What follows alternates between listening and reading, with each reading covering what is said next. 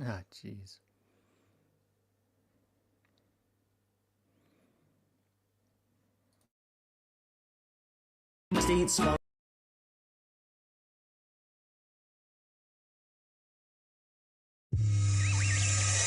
The world is getting crazier. People are acting more and more insane. The end of the world is tomorrow. Tomorrow. There's only one thing to do when the world is falling apart. Listen to Basil and Gonz as they discuss this week's news and events through the lens of Bible prophecy. You are listening to Canary Crime News Talk.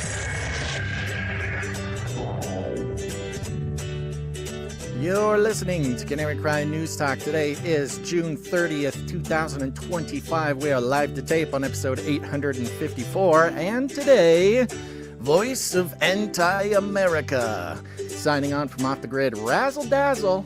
I am your best buddy Basil. And you are not crazy. Isn't that nice? What's going on, everybody? Your favorite director of the Age of Deceit films and Asian provocateur for Christ is not here today, so we're going solo. The monkey's in charge of the zoo, folks. But we got, it gave us a good opportunity to have another deep dive into some of the important things going on. And there's not a whole lot more to say beforehand, except for hope you had a good weekend. The 4th of July is coming up. What is it, Friday? Is it Friday? Yeah, it's Friday.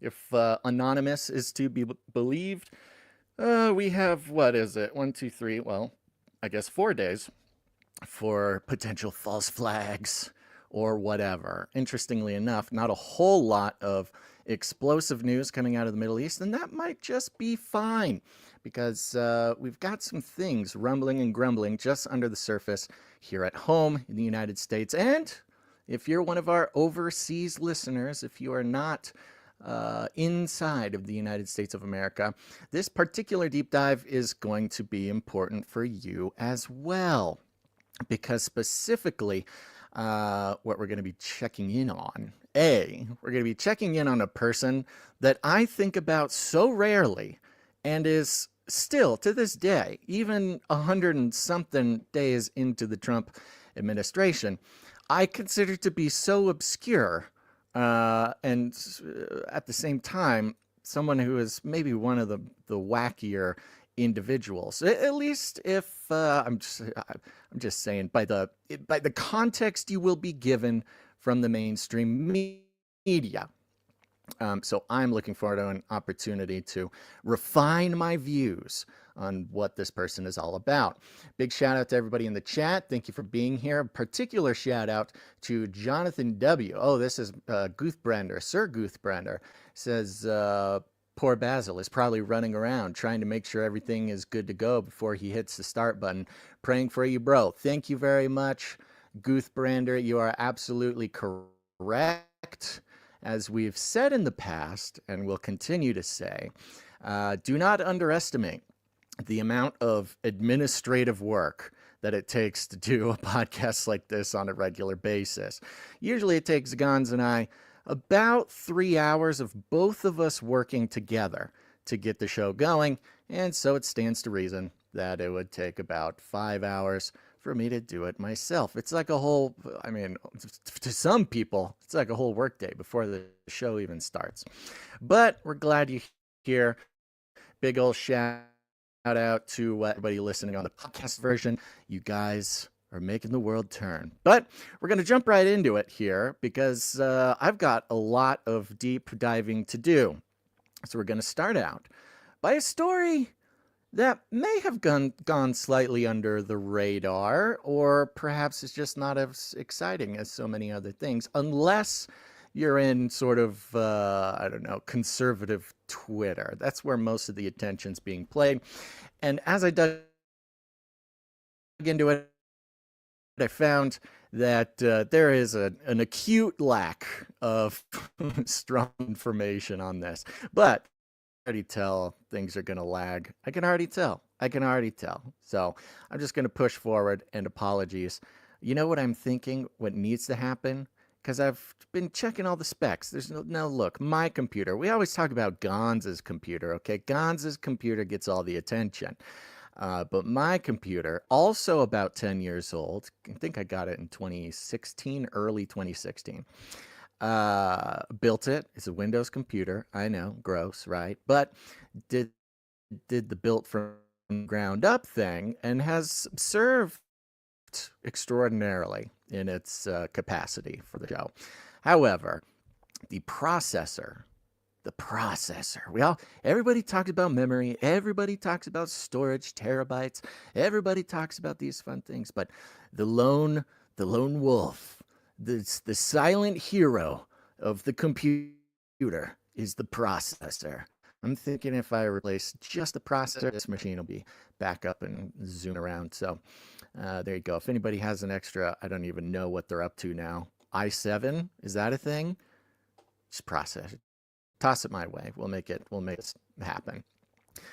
Okay, enough distractions. We're jumping in to set the tone. And I thought this was a great place to set the tone. Okay, given the lack of, solid information, I'm going to start out with Newsmax. This is coming from newsmax.com, and the headline is Carrie Lake to Newsmax. Dems focus more on attacks than truth about VOA. And that is Voice of America. We've dived deep into the Voice of America in the past. Very interesting organization that has been around for a long, long time. If you want to line up the timelines of, basically the entire new world order, liberal rules-based economic world order after World War II, VOA has been there hand in hand from the beginning. And then after Trump came into office, VOA was one of the targets. Similar, it is very similar in scope, not in purpose necessarily, but in scope and, I guess, entrenchedness in not just the American government, but sort of the world system as a whole as USAID. So let's keep that in mind here right at the beginning, is that that feeling that you have when you think about USAID and how the tentacles of such an organization have spread out across the globe or the pancake or whatever you want to call it, similar in similar ways and similar function. Voice of America has done the same thing. Newsmax.com, Carrie Lake to Newsmax. Dems focus more on attacks than truth about VOA. Carrie Lake, senior advisor to the U.S. Agency for Global Media.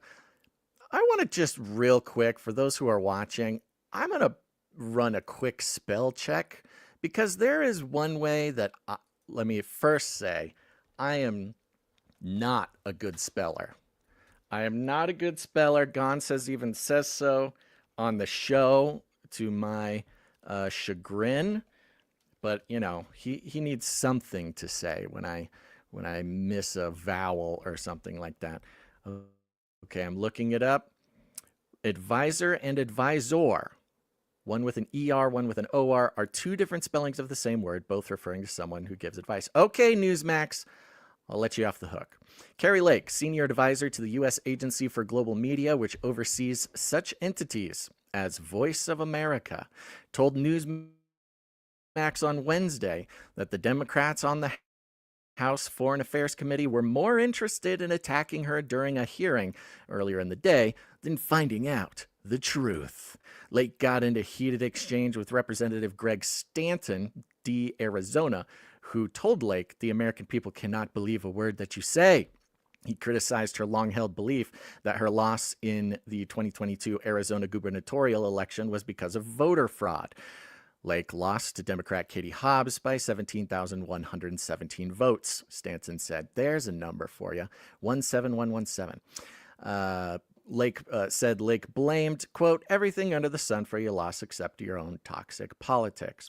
And then it just keeps going. It just keeps going about this hearing with the House Foreign Affairs Committee, where Lake came in and gave quite an interesting I don't know, presentation on Voice of America, which she had been put in charge by Trump to, I don't know, investigate, pare it down, and get back to its original thing. I've got a clip here from Carrie Lake. This is her statement that she read. I don't know if I'm going to do the whole thing, but this will give you a little bit of a taste of what this hearing was like. Voice of America has employed individuals with direct ties to hostile nations. They even once paid paid for somebody who worked previously in Russian media writing anti-American stories to come on the staff and continue to write anti-American stories. At one point, a serious security threat to America, an office of Cuba Broadcasting Cuba, was declared to be a national security threat. He was fired, thankfully, but he worked there for quite some time. So how do they get so many foreign nationals in? Well, they abuse the J-1 visa program, which is a pathway to citizenship intended for exchange students and cultural exchanges, students, camp counselors, and au pairs. It's not intended for journalists, and it's created severe vulnerabilities, and frankly, it has displaced many, many American workers who could have filled these jobs.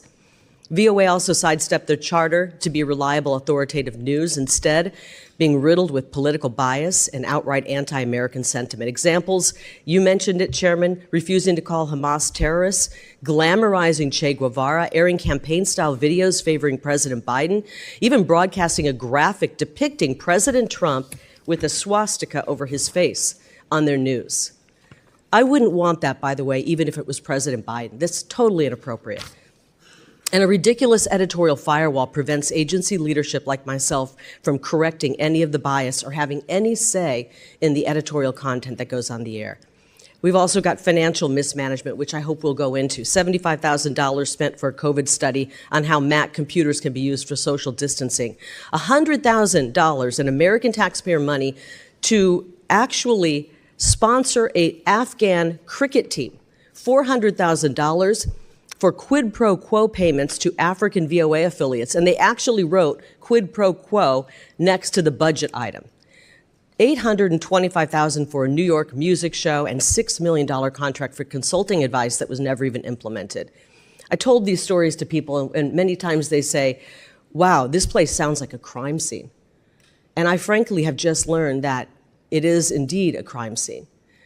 We've learned that there is an active investigation going on at VOA for a series of threatening phone calls that have been coming out, going after one of your colleagues, a sitting member of Congress, with years' worth of threatening phone calls. And they've discovered that those phone calls were coming from inside the Voice of America. This place is rotten. It's rotten to the core. President Trump has asked me to go in and help clean it up. And he's also issued an executive order to reduce this agency down to its mandate, to what is mandated, statutorily required. That's exactly what I'm doing. I don't care if they attack me. We're going to make it right for the American taxpayers.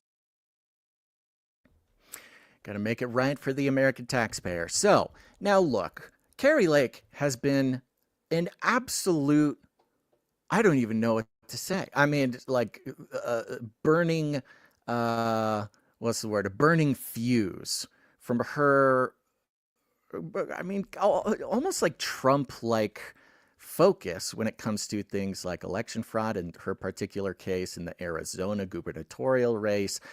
She's certainly been lambasted by the mainstream media for being, wacky, kooky conspiracy theorist, and somehow she just keeps on trucking. So you got to give it to her for that.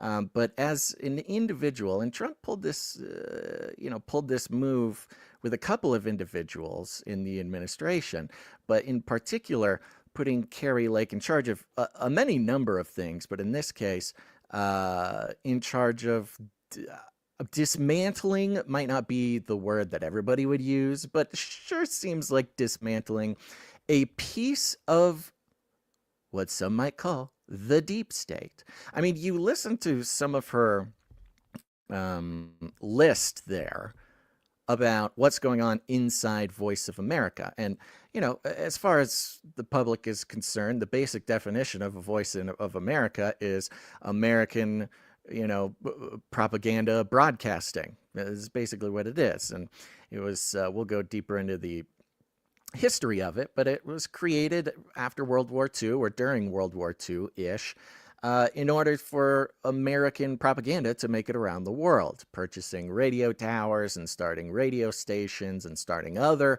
very similar things like Voice of Europe, Radio Free Liberty, I believe, things like this, and was, back in the days of terrestrial radio before the internet, an extremely powerful media, basically empire, owned by the United States, of course, with a mounting, an unending list of connections to things like the CIA, etc. That's what it's for.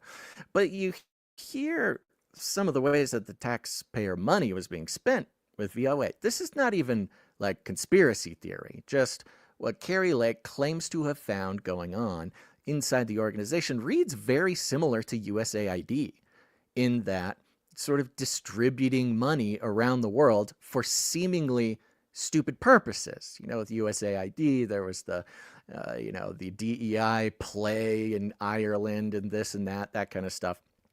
But this is includes like paying for cricket matches, something in Africa where the expense line was literally quid pro quo. And then she goes on to talk about this crime scene where they tracked threatening phone calls to representatives from inside the building, from inside Voice of America.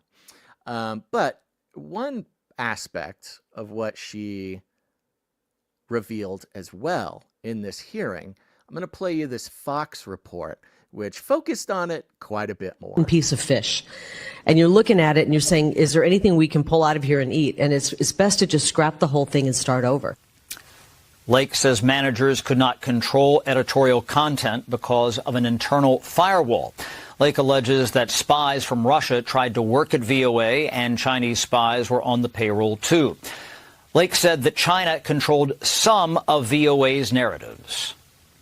The CCP has more control over what we put out editorially than people who are management at the agency. Are any of these VOA employees who acted on behalf of the Chinese Communist Party, are they still employed? It's possible. We're working to try to figure that out. We're working to try to figure that out. So now she has these claims that there were Chinese spies working at Voice of America. A couple things to keep in mind. She mentions the firewall. The firewall, this sort of public broadcasting firewall where, yes, Voice of America is paid for by the government, but the government has no ability to editorialize what Voice of America puts out there, which on its face is sort of incongruent with what we know the historical purpose of Voice of America was, which was pro-American, pro-Western, pro-democracy propaganda that was played all around the world. Cuba is a great example. Czech Republic. I just, didn't bring it to the show, but read this big FOIA request, the CIA document that talked about this Voice of America operation in the Czech Republic, which I'll refer to a couple times during this thing. But this firewall where, yes, it's basically a government organization, but the government has no ability to have any editorial contact, which in the sort of liberal world order parlance, the language of the sort of globalist language, this is, meant to sound very pro-journalist, very free speech, very, fourth estate, the journalists are the fourth branch of government type of thing. But it doesn't make any sense in the first place. But they insist that this was the case. Now, the problem with that is you add on top of that what Carrie Lake found in regards to the way VOA was hiring. And the long and short of it is the hiring practices did not include what she thinks is sort of adequate screening, adequate background checks, adequate these sorts of things. Again, paid for by the government. It's a government propaganda arm. And allegedly, there's at least 1,500 employees, which includes reporters and journalists and things like that, that were not properly screened. Well, what would an American propaganda outlet want to screen? Well, things like Chinese spies or, foreign agents who want to worm their way into what is technically a propaganda arm of the United States, putting out messages around the world. And I think we can all agree that Voice of America, if it's supposed to be a government propaganda arm to at least, promote American ideals, doing reports with like swastikas on Trump's face and things like that is just generally not very pro-American. Now, I'm not even putting any judgments on this. You can feel however you want about that. But Voice of America, traditionally and obviously supposed to be pro-American propaganda, you can see why anti-American rhetoric, reporting, things like this would be a concern to people, specifically in the government. I'm not even talking about for the well-being of American citizens or something like that. I pose the question, knowing what we know about the previous administration, knowing what we know about the sort of administrative state, deep state, blah, blah, blah, putting out Trump as a Nazi sort of news, among other, the kind of anti-American thing, we have to assume, actually, then, that is their definition of pro-American propaganda.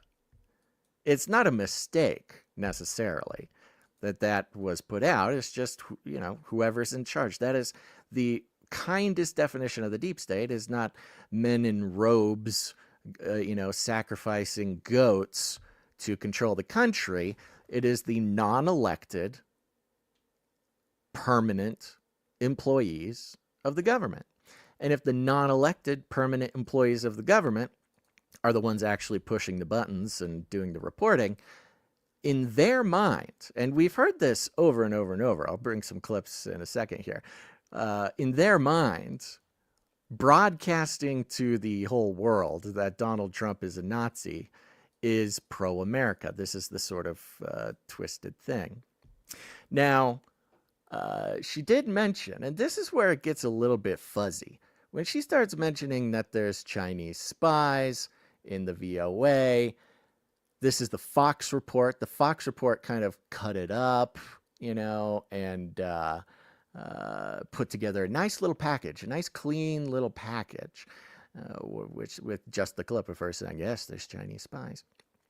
But when you actually watch the whole thing, when you view longer clips, it becomes pretty clear that she's talking about hypothetical Chinese spies in Voice of America. Now, I have no reason to doubt that there would be Chinese spies in Voice of America. Her point was saying, hey, they're not doing background checks, they're not doing this, they're not doing that. Anybody is coming in and working for Voice of America. Why wouldn't China send people over to get hired for Voice of America? Of course they would. This shouldn't come as a surprise, and there's really no reason to get too conspiratorial on it or even focus on the point too much. But let me give you another little taste of one of the exchanges in the hearing. It's one thing if it's used properly, but it hasn't been used properly. We laid out that the CCP has more say in what editorial content we have. I only have 43 seconds. I want to know what those matrices are. What are the points that you're using to determine that this is actually benefiting, like this machine is working, versus adversely hurting us and creating a vacuum in which any other group can come in and put out propaganda? And we know there's a lot of propaganda, especially coming from the internet. So I want to make sure that we actually have a plan in place, there's funding in place, or that there are matrices in place to determine that this lean creation of a machine is actually working for us and not against us. That's what our goal is. We want to make sure any information going out is not anti-American, is not pro-CCP. If there's a matrices, could you please provide it to us so we could be on the same page? I wish we did have some say over what information was going out, but unfortunately, because of this firewall, this place could go totally rogue. This place could go and put 100% pro-CCP information. They could side with the regime in Iran, and we couldn't do a thing about it. They could run an attack piece on you. Thank you so much. And you couldn't do anything about it. So it's a lot of this could. The CCP could. The CCP has more access. And she's specifically hammering in on this firewall. There's this firewall. The government can't do anything about it. They're independent. The CCP could come in and put reporters in. The CCP could come in and influence the message to take a pro-Iranian stance. And the whole thing is that. It's all, she never says, we found these Chinese spies in the thing. However, they could. And what she's really going after here is the structure of Voice of America.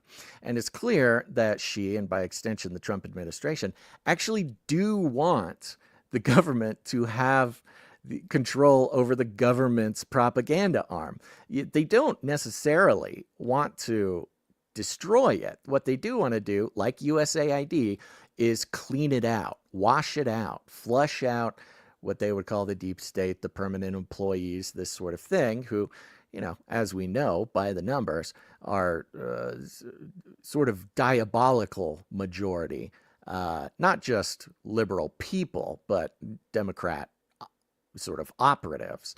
So we actually, you know, there's a lot of talk on the internet of people saying like, yes, I mean, get rid of VOA altogether. Well, it's not clear that they actually want or are going to do that. What it seems like much more is that the Trump administration wants to get rid of this firewall so the American propaganda arm can actually do the bidding of the American government.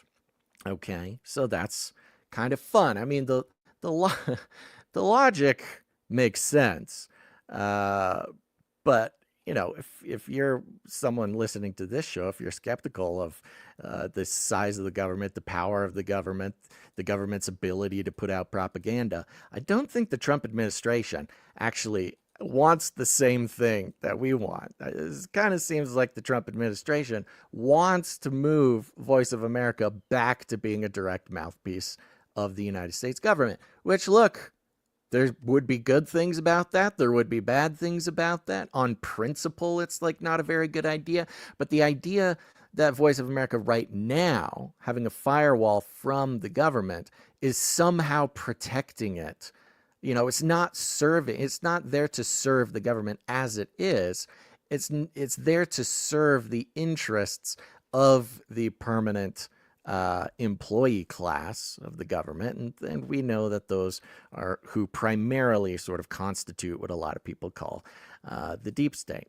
Now, interestingly, you can add with this some details. Okay, let me share this here with you. Just talking about you know, implying that there's Chinese spies in Voice of America. And what we have here, this is an article from China Morning Post. Is that what it is? South China Morning Post, which, you know, just logic sort of dictates that this is a CCP related or affiliated state media thing. This came out April of 2017. Okay, so we're talking 5-6 years ago. And the headline is, Wanted Chinese Tycoon Guo Wengzhui blames spy in U.S. broadcaster Voice of America for pulling plug on interview. Now, we've talked about this Guo Wengzhui guy. He's a Chinese billionaire who's a bit at odds with the Chinese government at times. And what happened, actually, let's just read a little bit of this. Chinese tycoon Guo Wengzhui blames the abrupt termination of his interview with the Voice of America on infiltration and sabotage by a, quote, liaison person for the Chinese authorities within the U.S. broadcaster.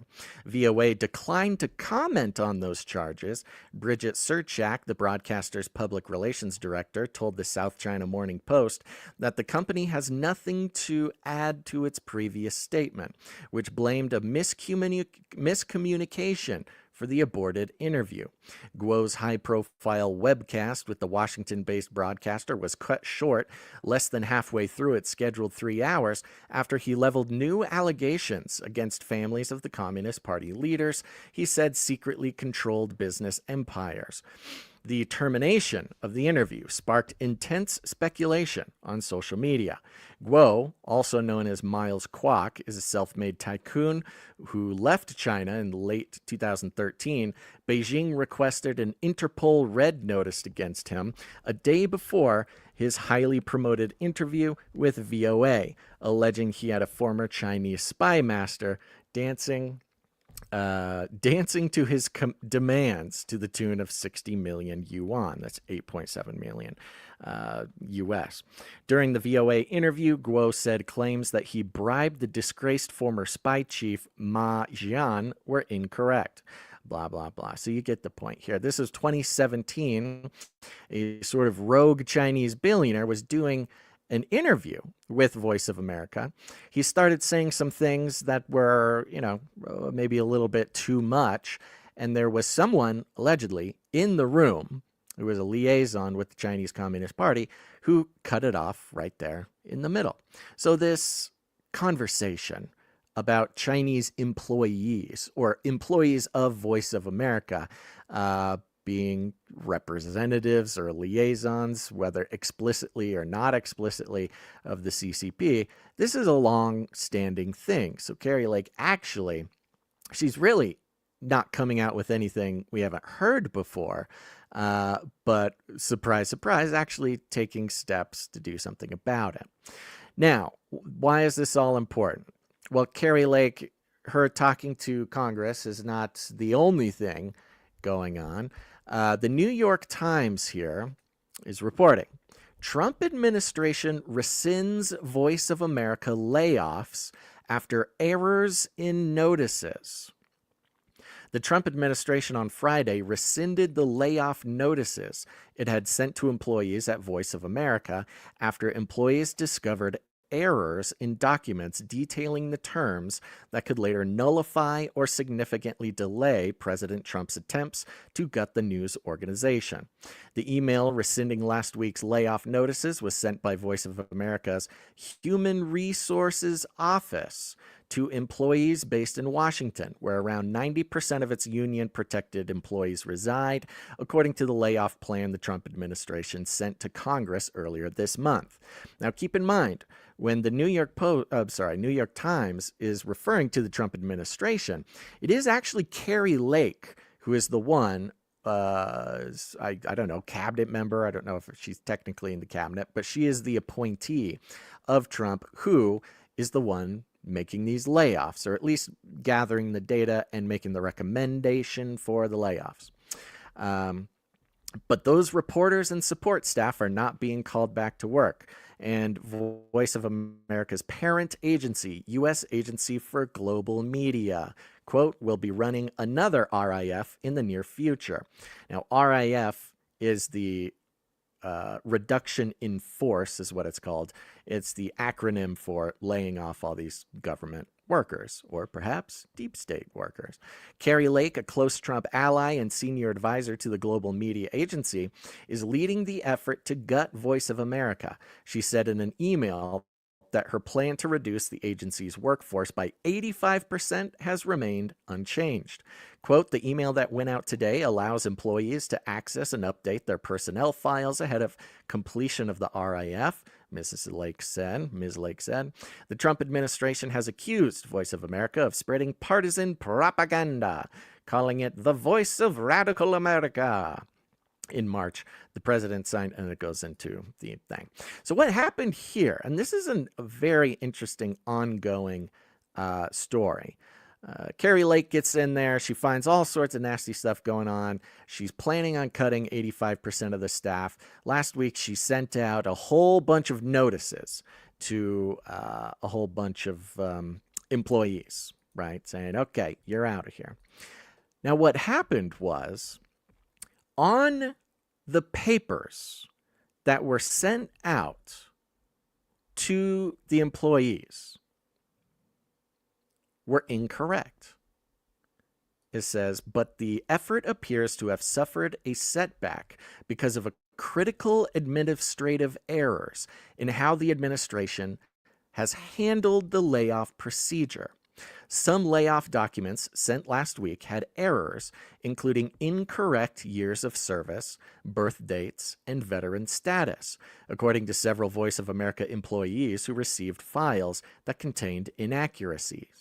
Patsy Widakuswara, a Voice of America reporter who is leading a lawsuit against Ms. Lake and her agency, said in a statement that the Trump officials were, quote, failing at running an international media organization, and it seems they're failing at firing us too.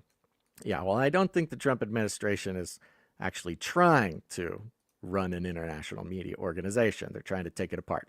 She added, quote, in the meantime, more than 600 people are experiencing whiplash from their incompetence. Now, incompetence is the very interesting phrase here. Now, remember, these documents got sent out by the HR department of Voice of America. So Voice of America employees wrote up the documents to fire Voice of America employees. And what we have here is something that we've been seeing quite a bit with a number of the Trump administration's big moves, okay? Now, a couple of options. Maybe the Voice of America HR department, used AI to generate these documents, and AI was hallucinating. Maybe the HR department had the wrong information, and so they just happened to put all the wrong information in there. Or perhaps the permanent employees at the VOA were exercising something that we have been told is one of the primary ways that the deep state exercises its power as the deep state. And that is things like purposeful incompetence, slow walking, etc., etc. If y'all remember, there was a James O'Keefe, I don't know if it was Project Veritas or if it was his OMG, O'Keefe Media Group thing, where his undercover gal or whatever met with a young man. This young man, I believe his name was Byron Cohen, was a White House advisor. And in this conversation, this clip is famous for Byron saying the words, "The deep state is real." And he goes on to start calling it the administrative state. And this is something we've been focusing in on for quite some time, maybe even before the phrase deep state was popularized. And that is the administrative state, where the country is not actually ran by politicians. I mean, the politicians are there. They're sort of, you could call them puppets. You can call them actors. You can call them figureheads. You can call them these sorts of things. People have made this sort of criticism towards the presidents for a very long time. But when it comes to the nitty-gritty, the actual operation of the government, there are people sitting at desks filling out the paperwork that have an enormous amount of power when it comes to actual governing.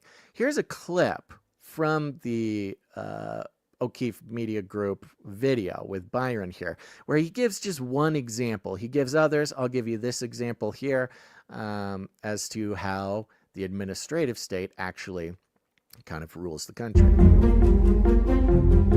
Can you give me an example of how you think they'll do it when RFK gets in? One thing you might be able to do to sort of make him think like something is happening when it's not. The White House advisor explains how the administrative state creates deceptive commissions to hinder executive decisions. One of the ways you can slow things down in a bureaucracy is you can commit to studying something. Put together a commission. Mr. Secretary, we're going to put together a commission to study the safety of fluoride in water. Mr. Secretary, we're going to put together a commission to study vaccine safety. And we'll let you know when the report comes out. And he'll be like, yes, great. And then years will pass and nothing has happened. A sophisticated bureaucrat can do a lot to run around the unsophisticated political agency. Byron says that when it comes to certain policy positions, subverting the will of the people is justified. Would it be subverting the will of the people to crush RFK or block him or whatever? For the most part, the American people don't actually agree with RFK's views on things like vaccines. So, I mean, in a literal sense, if you were like blocking something he was trying to do to undermine vaccines, you are probably acting in a way that is consistent with what the majority wants.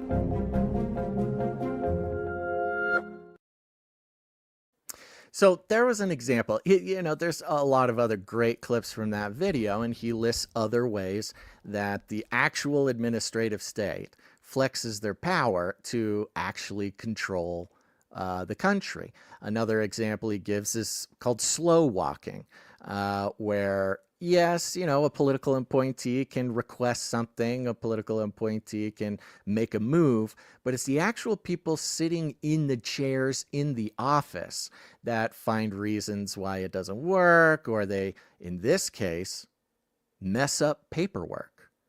And it's very possible that when it comes to VOA, you have VOA employees defending other VOA employees by creating the documents for their RIF or whatever it's called, their reduction in force.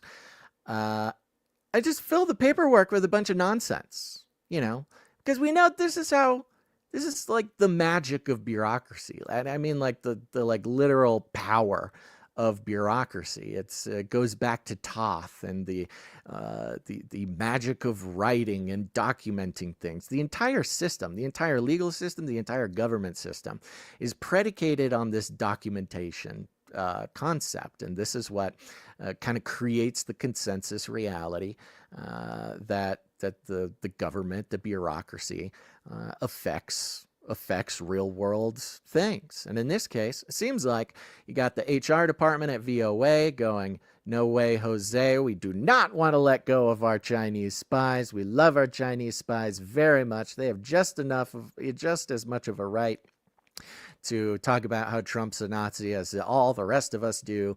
And so very easily, and with almost no accountability, the gals sitting at the desks just start putting gobbledygook on the documents, and they send out the documents. Now, perhaps this won't stop everything altogether, but it slows it down. And if there's one thing that bureaucracy is very good at, is slowing things down. It's like this, slow pokeocracy. You rule by slowing things down. Because that'll buy people time, it buys the courts time, we already know that a bunch of these employees are putting together, are suing Carrie Lake, and when it comes to that kind of thing, time is a currency. And we've seen this happen before. Y'all remember the, what's his name? Kilmar Abrego Garcia, the gang member that got deported and went to El Salvador. And if you remember the real details about what the whole thing was, the whole reason he had to get sent back, the whole reason, the whole hullabaloo was even going on was because of an administrative error in the Trump administration. It was a form that was either incorrectly read or incorrectly written. And the Trump administration even came out and said this, it was an administrative error. He still needs to be deported. He still deserves to go to El Salvador. But it was that administrative error that created the time, B, the grit in the gears, and C, the impetus for a judge to, require, quote unquote, to bring Kilmar back. Now, of course, the Trump administration had a plan for that, and they filed criminal charges right away, and it kind of goes back and forth. But it is not necessarily the politicians making the decisions that are the ones who are actively in charge. I mean, they're in charge, but that doesn't mean they actually can control the mechanisms. So this strategy of bureaucratically sabotaging actions, in this case by the Trump administration, I mean, we can just watch it right in front of our eyes.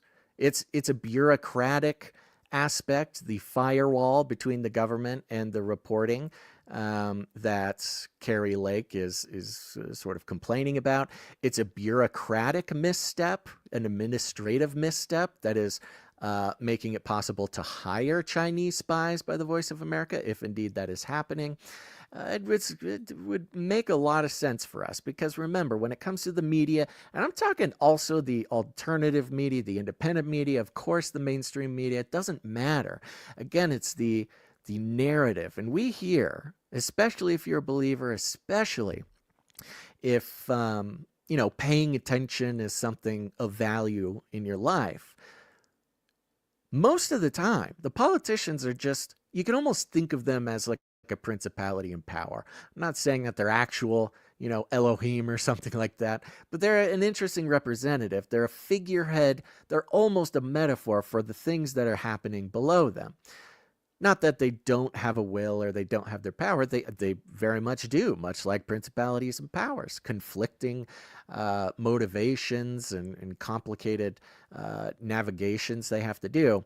But when it really comes down to it, it's the gal sitting in the chair at the desk with the rubber stamp that has the real power to kind of execute the will of anybody. Could be their own, could be their handlers, could be their this, their that. And it doesn't necessarily have to be the people who are actually in authority. The authority is in the pen, not just in the will. And this is a great example of how, you break down how these sort of occult powers are actually working, how the dark governors of this world, how there is such a grasp on this world, bureaucratically, also magically, is the will is only one aspect to it. The will gets a lot of play because of Aleister Crowley and, some of these occult basics that everybody is quite aware of, Luciferianism, Satanism, will being the sort of ultimate power. And that's only one aspect of it. And you'd be sorely misunderstanding the real operations going around, both bureaucratic and, in a sense, occult or magical, to discount the pen's importance in the whole thing. That is why Thoth came down and, gave this magical writing, in the occult telling of the story, of course. This is why the pharaohs of Egypt were scared of writing and how they, expected this to be a huge problem for them, because it is this hilariously boring aspect. And I think they make it boring for a reason. I think the principalities and powers, those who are truly in charge, I think there's a reason why bureaucracy, administration, these types of things are so boring. And it's because they're so powerful. They are so powerful. I mean, anybody who's tried to do their own taxes or tried to, even going to the DMV, it's just mind-numbing. It's so antithetical to what is our sort of instinct and how to operate in the world. But it's the pen, it's bureaucracy, it's administration. These are the things that those who are really good at that kind of stuff, God bless them. I mean, some of these people who just love spreadsheets, the way that it works, the sort of mechanisms, the orderliness, the this, that. Some people are great at that. And, we'd be silly, especially when we have a figurehead like Donald Trump, who just does not seem like a DMV guy. Does not seem like filling out paperwork is a pastime of his. In fact, that's one of his sort of core criticisms a lot of the time, is that he doesn't care about bureaucracy. And that's why people love him so much, because it harkens to that instinct inside of each and every one of us that we know bureaucracy is some sort of dark force controlling things and purposefully made obscured from our vision, obscured from our senses. Trump is a great example of a figurehead that resonates with people on that level. So we have this going on at Voice of America. And I mean, God bless, whatever you say about Carrie Lake, I haven't really followed her very closely for a very long time. You know, I'm vaguely aware of her, her gubernatorial election fraud stuff. Of course, she was a very loud voice in the 2020 election. Lots of, I think a lot of the voting machine stuff comes from her, or at least she's a voice, a mouthpiece for that sort of thing. So it's interesting that she's so closely involved in dismantling or wresting control of Voice of America. And look, from what we know already, Voice of America is how do I put this? In a way, oh, by the way, Voice of America, this was another thing that was mentioned in the hearing and confirmed later. Voice of America, every other newsroom, and Carrie Lake said as much, every other newsroom is in the world. You know, we're in a new world. The cable news is failing. It's dying. The cable news is not making more money than they have in the past. They are not growing. Okay. They're not spending more money on their newsrooms. All we ever hear about is news organizations cutting reporters, cutting this, cutting that, using AI, saving money, shrinking their whole operation. We see this across the world, except for at Voice of America, the one news organization in the world who continues to spend more and more and more money on their newsroom. Now we learned that that's because they're, doing quid pro quo schemes in Africa and cricket matches and spending taxpayer money on all sorts of crazy stuff. You know, their budget is somewhere around $800 million to $1 billion just for the Voice of America newsroom. Keep in mind, you go, well, I don't know, is that a lot? It's a lot. When was the last time you read a Voice of America article? We might be the only show in existence that nobody pays any attention to Voice of America. They are not an influential news outlet, at least not in a way that us here in America would understand. Well, it's because, and they continue to spend more and more money, and they're becoming less and less and less relevant.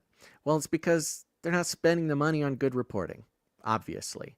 They're not spending money sending reporters around to, do good reporting. They're a very simple mouthpiece. And it seems to be another way to funnel taxpayer dollars to just wherever, very much like USAID, right? USAID, we all got intimately familiar with what was going on there a couple months ago, and Voice of America seems to be a very similar thing. Now, Voice of America is important, not because of their role as a propaganda outlet, not because anybody reads them or cares about them. Not because, it seems to be kind of important for the CCP because it's a way they can get their operators into some U.S. propaganda, this sort of thing. But if we're trying to understand not just where we're at now and what the situation is, but the sort of ancestry, the spiritual ancestry, the organizational ancestry of what Voice of America actually is, which, of course, at least was a propaganda outlet, but seems to have now become something else, some sort of beast that is more concerned with moving taxpayer dollars around rather than whatever their original thing was, because they still primarily run radio stations.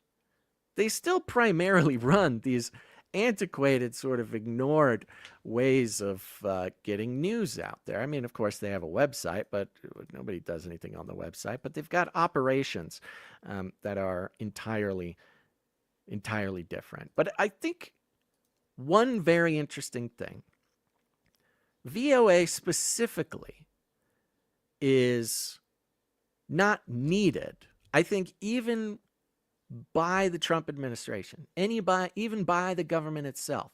There's no reason for VOA to exist as far as its core competency is concerned. You know, getting news out there, getting propaganda out there. Why would VOA even be important to do this when we have the internet, when we have alternative media, alt media especially? We've been watching this transformation going on recently of the alt media becoming more and more and more questionable. It doesn't matter whether it's, you know, an Israel issue, an Iran issue, a Gaza issue, a this, a that. We're seeing, especially right now, a bit of a shakeup, a bit of a rattling going on in the alt media when it comes to, you know, various sort of superstars of alt media, mostly in the conservative space. You got Charlie Kirk and Tucker Carlson and things like this, where they, you know, something happens and they tend to take a position that a lot of people are actually kind of surprised they'll take. I mean, Charlie Kirk's take on Israel is it kind of caught everybody by surprise. You got to remember, VOA is not out of nothing. And the alt media is not a lone wolf with no connection to the beasts of the past. Tucker Carlson's a great example. And I've mentioned it before, and this is a good opportunity to kind of dive into it a little bit. And we're not going to dive into Tucker Carlson. What I'd like to do is talk about Tucker Carlson's dad. This is well known, by the way. I know I'm not blowing the top off this story. A lot of people know this, but we're going to dive into it a little bit, especially because of Voice of America being an excellent gateway into helping us understand propaganda and the structure of propaganda as it stands today, and the spiritual and sometimes biological ancestry that we see operating every day on the internet, in alt media. Tucker Carlson, still like the number one most listened to, if not sort of relied upon. He calls himself independent media. I'd call it alt media because he does take corporate money. Not to mention money from Qatar, things like that. But hey, not going to dig into it. This is Richard Carlson, Dick Carlson. Richard Warner Carlson, born February 10th, 1941. Oh, March 24th, 2025. Oh, he just died? What? How did I not notice this before? Okay, well, here's a Richard Carlson in memoriam for you. Richard Warner Carlson was an American journalist, diplomat, and lobbyist who was the director of the Voice of America from 1986 to 1991. Richard Carlson, also was a newspaper and wire service reporter, magazine writer, documentary filmmaker, and television radio correspondent. He was the father of conservative political commentator Tucker Carlson. Now, this is all coming from Wikipedia, so keep in mind, this is all CIA-approved narrative here. He was born in Boston, and there's this crazy story about his parents, and I don't really want to get too deep into it because it's not necessarily really related to what we're trying to talk about here. But his early family life is an absolute crazy time. His mother was very, very young, 15, and his father was 18, and there was this whole drama where the father was trying to get the mother to run away with him while she was in middle school or whatever. Well, let's get into his career. Independent journalism.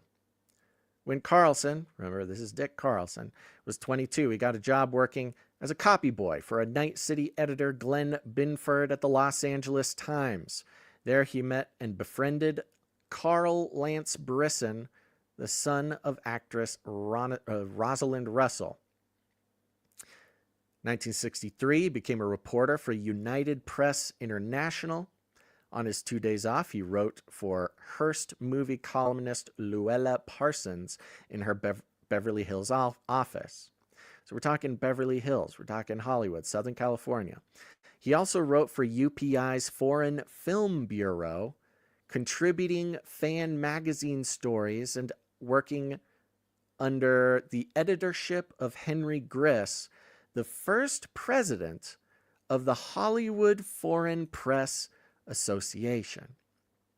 Now, the Hollywood Foreign Press Association was another kind of beautiful propaganda outlet. In fact, Voice of America was started in 1942. And in 1942 was the same year that Hollywood Foreign Press Association started.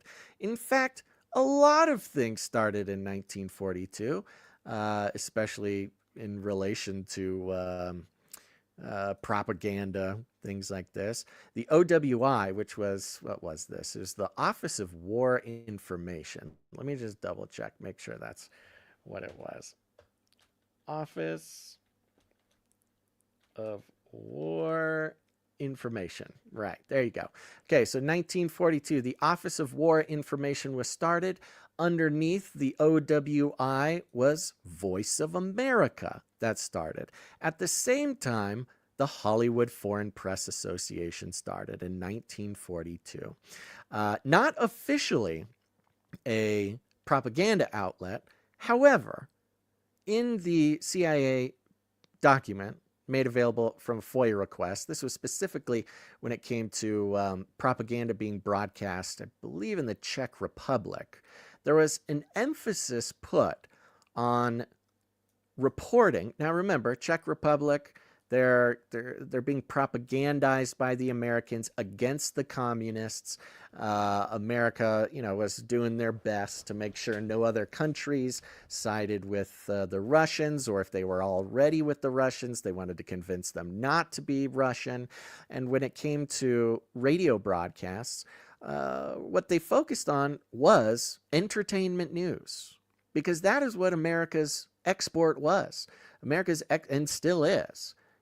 What is America's main thing? What is the most effective thing America does to influence the world? And that's not just putting out movies and music, although that, of course, is a huge part of it, but also creating this idea that, hey, communist Czech Republic, you don't need to go work in a factory, specifically talking to the young people. And the young people were the ones that were sort of ripe for the pickings, for Western ideology to sort of stir up problems for the communists.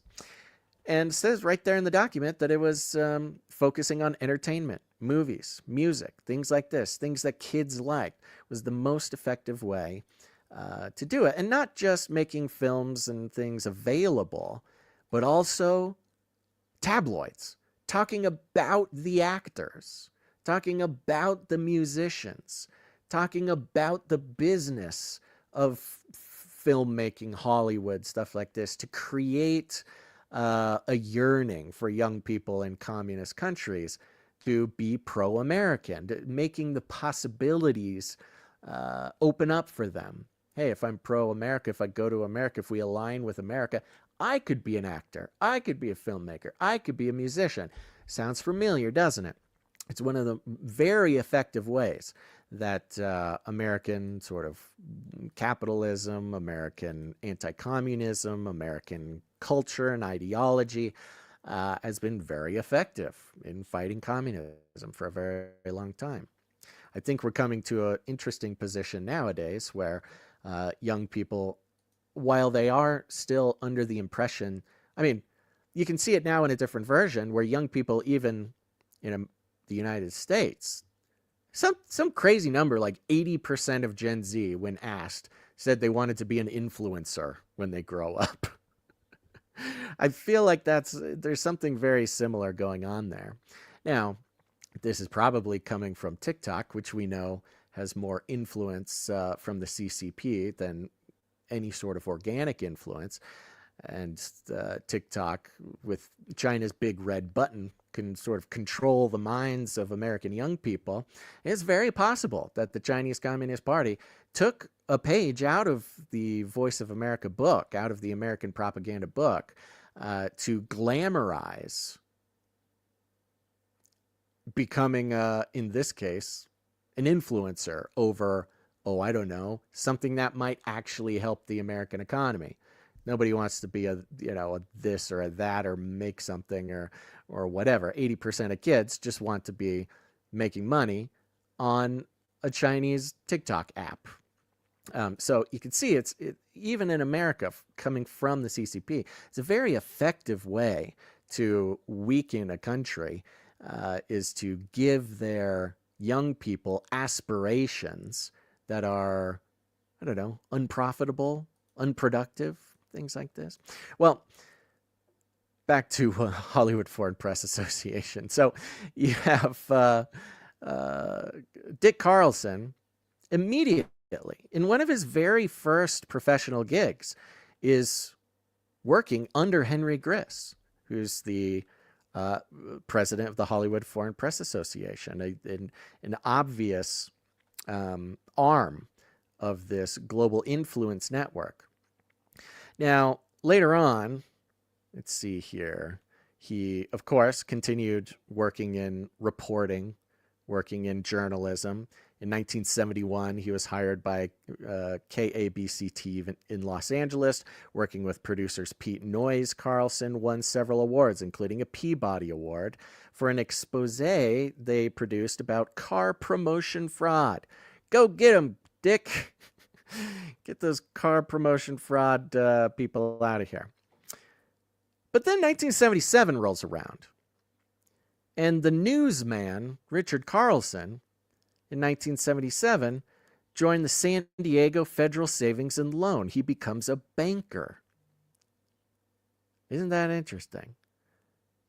Which is headed by Gordon Luce, a former governor of California's cabinet member under his close friend, Ronald Reagan, as its public affairs director. Within 3 years, he became vice president of finance. Now listen to this. Carlson works for Hollywood Press Association, does a bunch of work, wins a bunch of awards, participating in the propaganda infrastructure, global propaganda infrastructure. Then in 1977, he works as the public affairs director of a bank.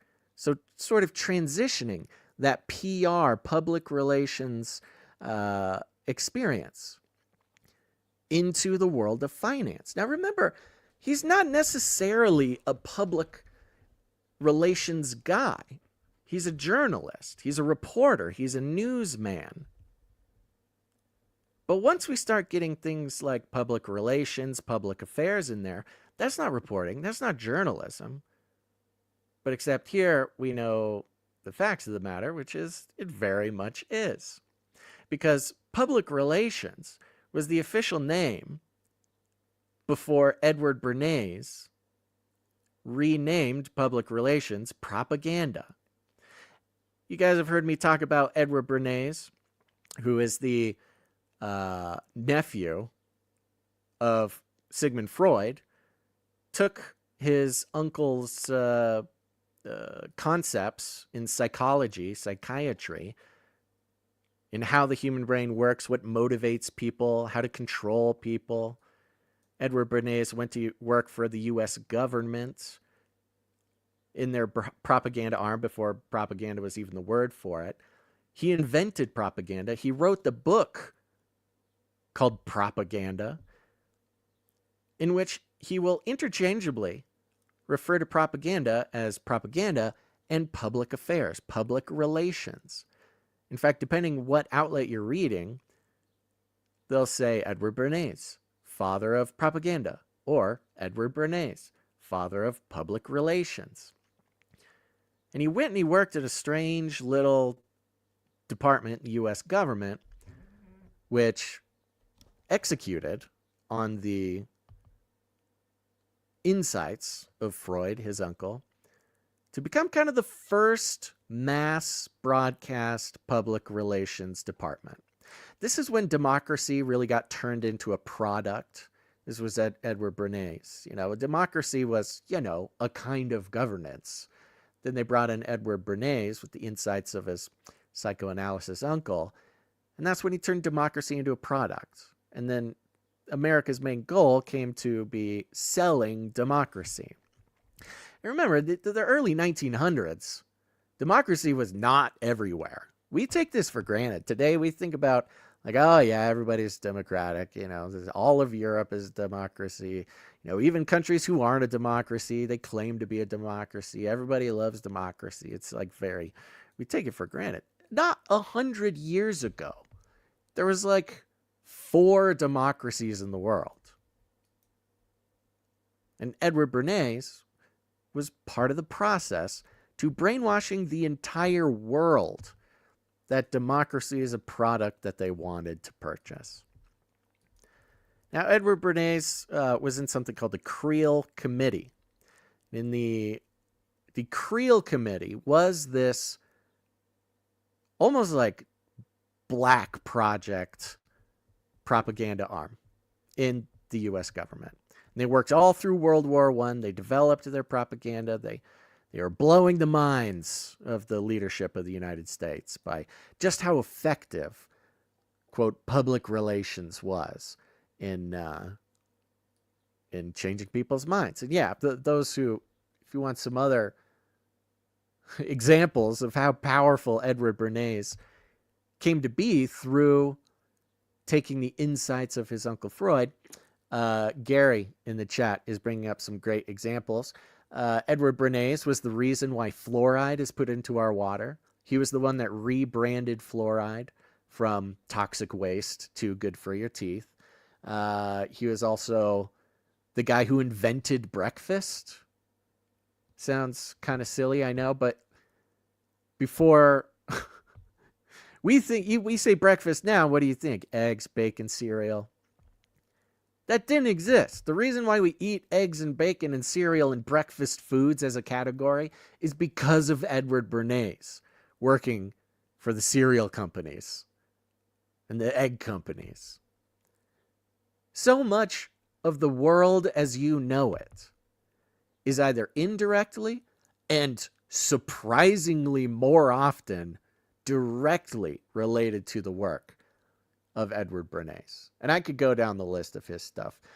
Yes, famously, I've talked about this before. In 1929, he was the guy who changed the entire American culture to make it so that women could and would smoke cigarettes in public, instantly doubling the profitability and income of the tobacco companies so he was very good at this. And ever since then, every advertisement, every public relations thing, it's all because of Edward Bernays. Now, Edward Bernays worked in the Creel Committee. The Creel Committee, after World War II, was disbanded. And at the same time, the Office of War Information was created. Now, funny enough, most of the Creel Committee went to go work in Hollywood.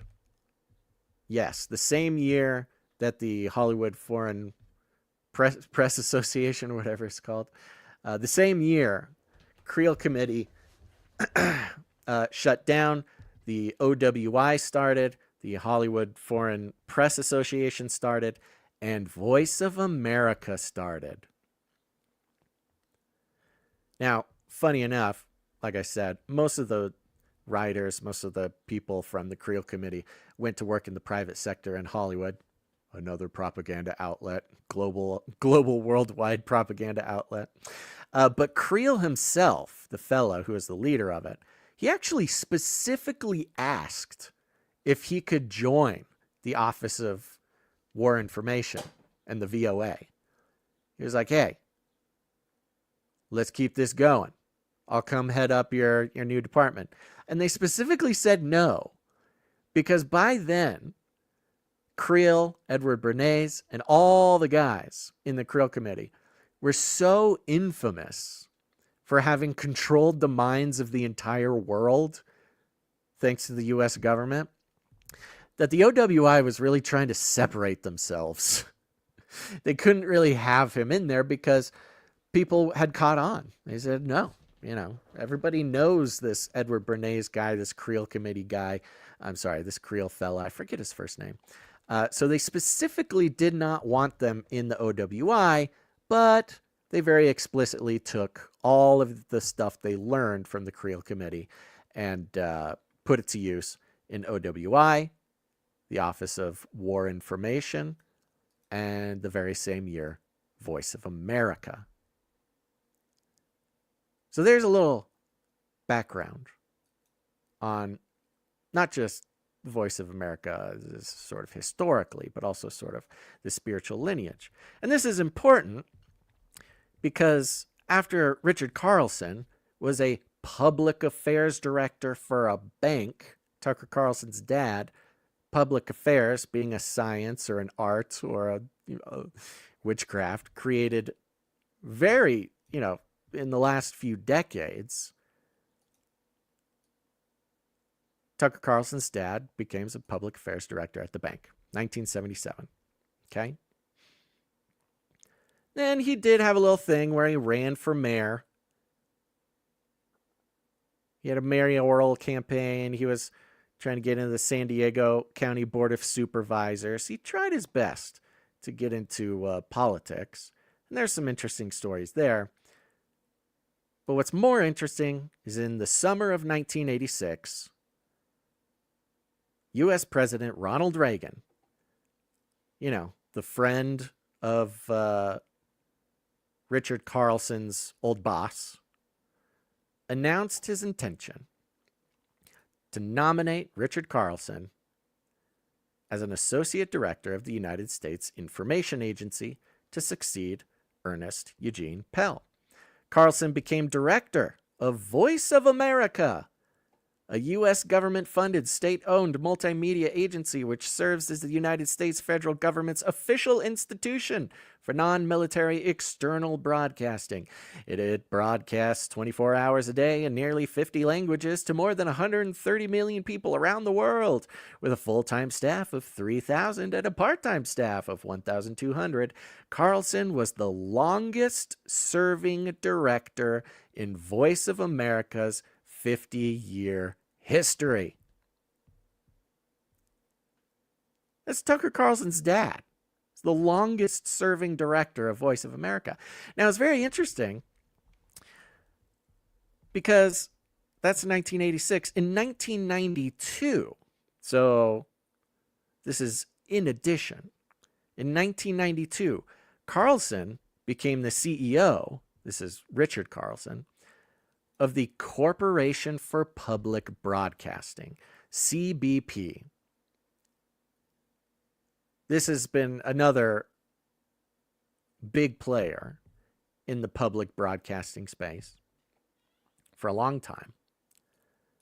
CBP, quote, is a private corporation funded by the American people that produces and distributes programming for public broadcasting. During his tenure, okay, now listen to this. Just so you know, 1986, Tucker Carlson's dad is the director of Voice of America, the propaganda outlet for the whole world. For America, around the whole world.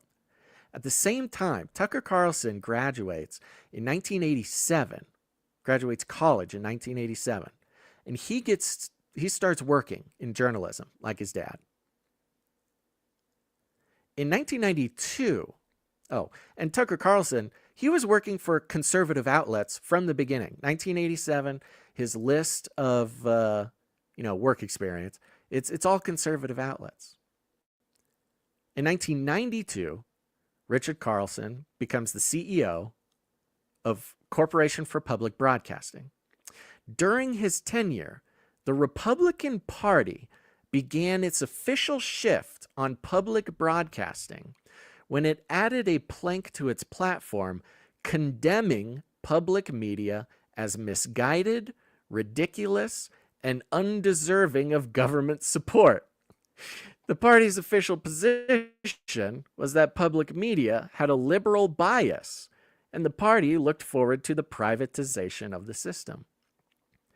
Critics decried that Republicans were weaponizing public broadcasting in order to make an election issue against candidates who supported it. Carlson said that he was against the platform change. The Republicans are misinformed. They are putting the blame on the wrong outfit. Carlson remained at the CBP for 5 years. So while Tucker Carlson's dad is CEO of Corporation for Public Broadcasting, the Republicans start saying, hey, why do we have government money going to public broadcasting? It's all liberal broadcasting. The same guy at the same time is the director of Voice of America. And at the same guy at the same time, his son, Tucker Carlson, is building a pretty impressive career in conservative media. Can you see a very interesting lineage, a very interesting and sort of like spiritual ancestry? Because now we have Tucker Carlson, who some, if not by his own branding, by those who appreciate him and like him, consider Tucker Carlson to be like the pinnacle of independent conservative podcasting, independent conservative reporting. He's getting paid by nation states to interview their leaders. We had been following and talking about for many years now this shift. You know, we could all see it coming for years. How the mainstream media was fading, how they were losing people's trust. And we would point it out every single time along the way. We see, oh, that's a mainstream media guy who gets kicked out or leaves the mainstream media and transitions into alt media. Oh, look at that. He's doing great. Another guy, Chris Shilzilla, comes out, does the same thing. Tucker Carlson comes out, does the same thing. Don Lemon comes out, does the same thing.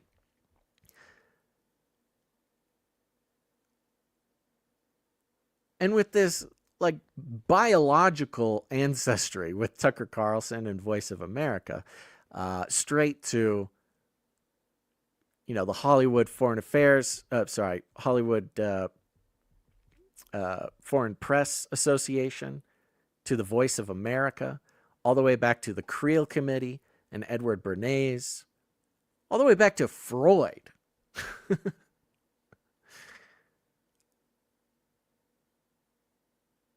And now we have millions of people sitting here saying, I don't trust the mainstream media. I don't trust Voice of America. But I sure do like Tucker Carlson. Tucker Carlson, by the way, who has said himself that Fox News wanted to support him for the presidential run against Trump. Tucker Carlson himself, who said he wanted to be in the CIA directly after college. What would have influenced Tucker Carlson to want to join the CIA directly out of college? Because could it have been his father, Richard Carlson, who'd been a CIA operator and propagandist and student of Edward Bernays for decades and decades? And that puts us in the position we're in now, and it's very, very strange. It's very, very strange, folks. Tucker Carlson went from, by the way, a lot of people forget this. He was at CNN. He was at MSNBC in like 2005. It wasn't, I mean, I guess it was kind of long ago. I mean, during the whole time when he says he was buying into weapons of mass destruction in the war in Iraq, he was working for MSNBC. So it's all over the place. And this isn't just to pick on Tucker Carlson. This is not my point. My point, just to be clear, is not an expose on Tucker Carlson's dad. All I really did here was take the official narrative from Wikipedia, by the way, just put some things into context. But it's an opportunity for us to understand that when Voice of America is becomes the next battleground for deep state control, when the foot soldiers of bureaucracies and the HR departments of both deportation offices and HR departments at the propaganda network, there's nothing in position of power now that isn't a part of the legacy of the principalities and powers of this nation and of the world.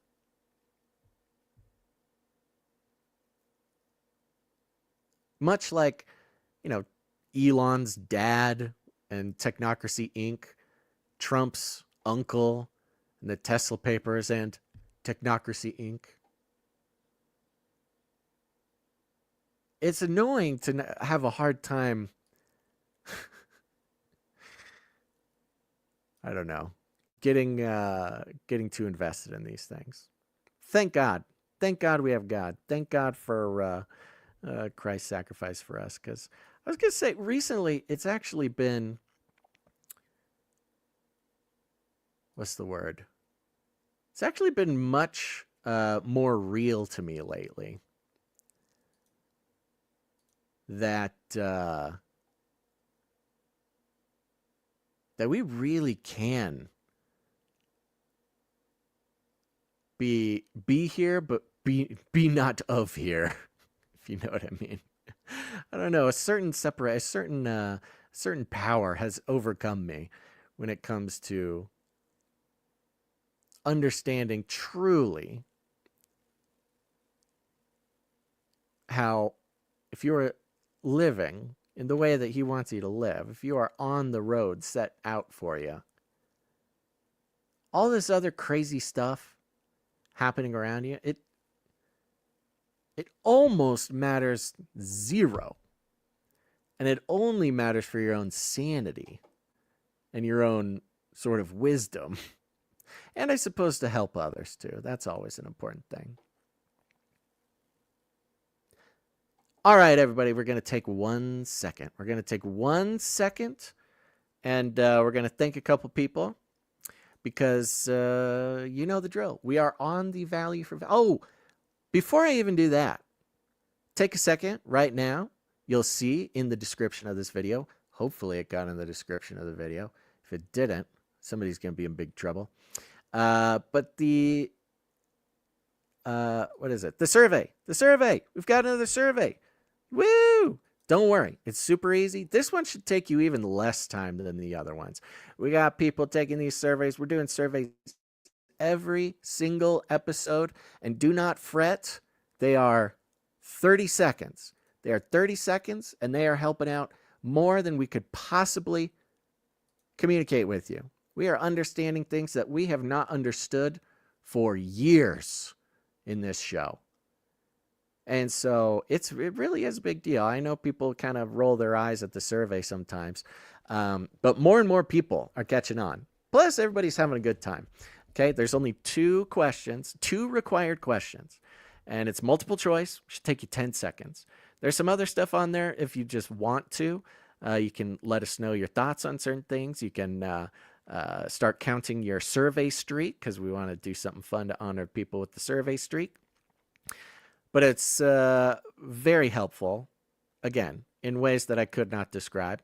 And we're actually making little adjustments every single episode. Every single episode. Now, this is a weird one because Gons is gone, and I can already see the answers on the survey. I miss Gons. Well, yes, I miss Gons too.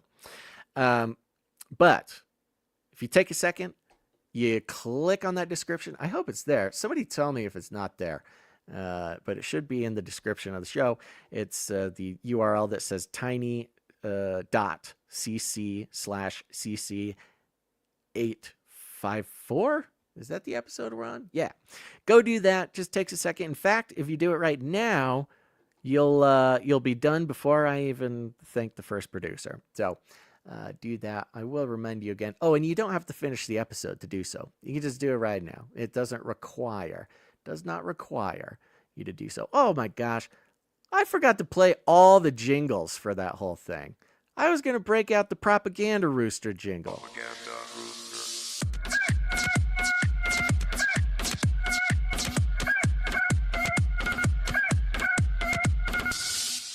Remember the propaganda rooster? Rest in peace, propaganda rooster got eaten by the coyotes.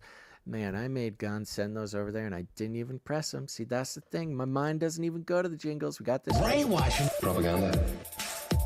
This racist Brainwashing? propaganda. This state-sponsored propaganda machinery. All those things. I was supposed to play all those things. Jeez Louise.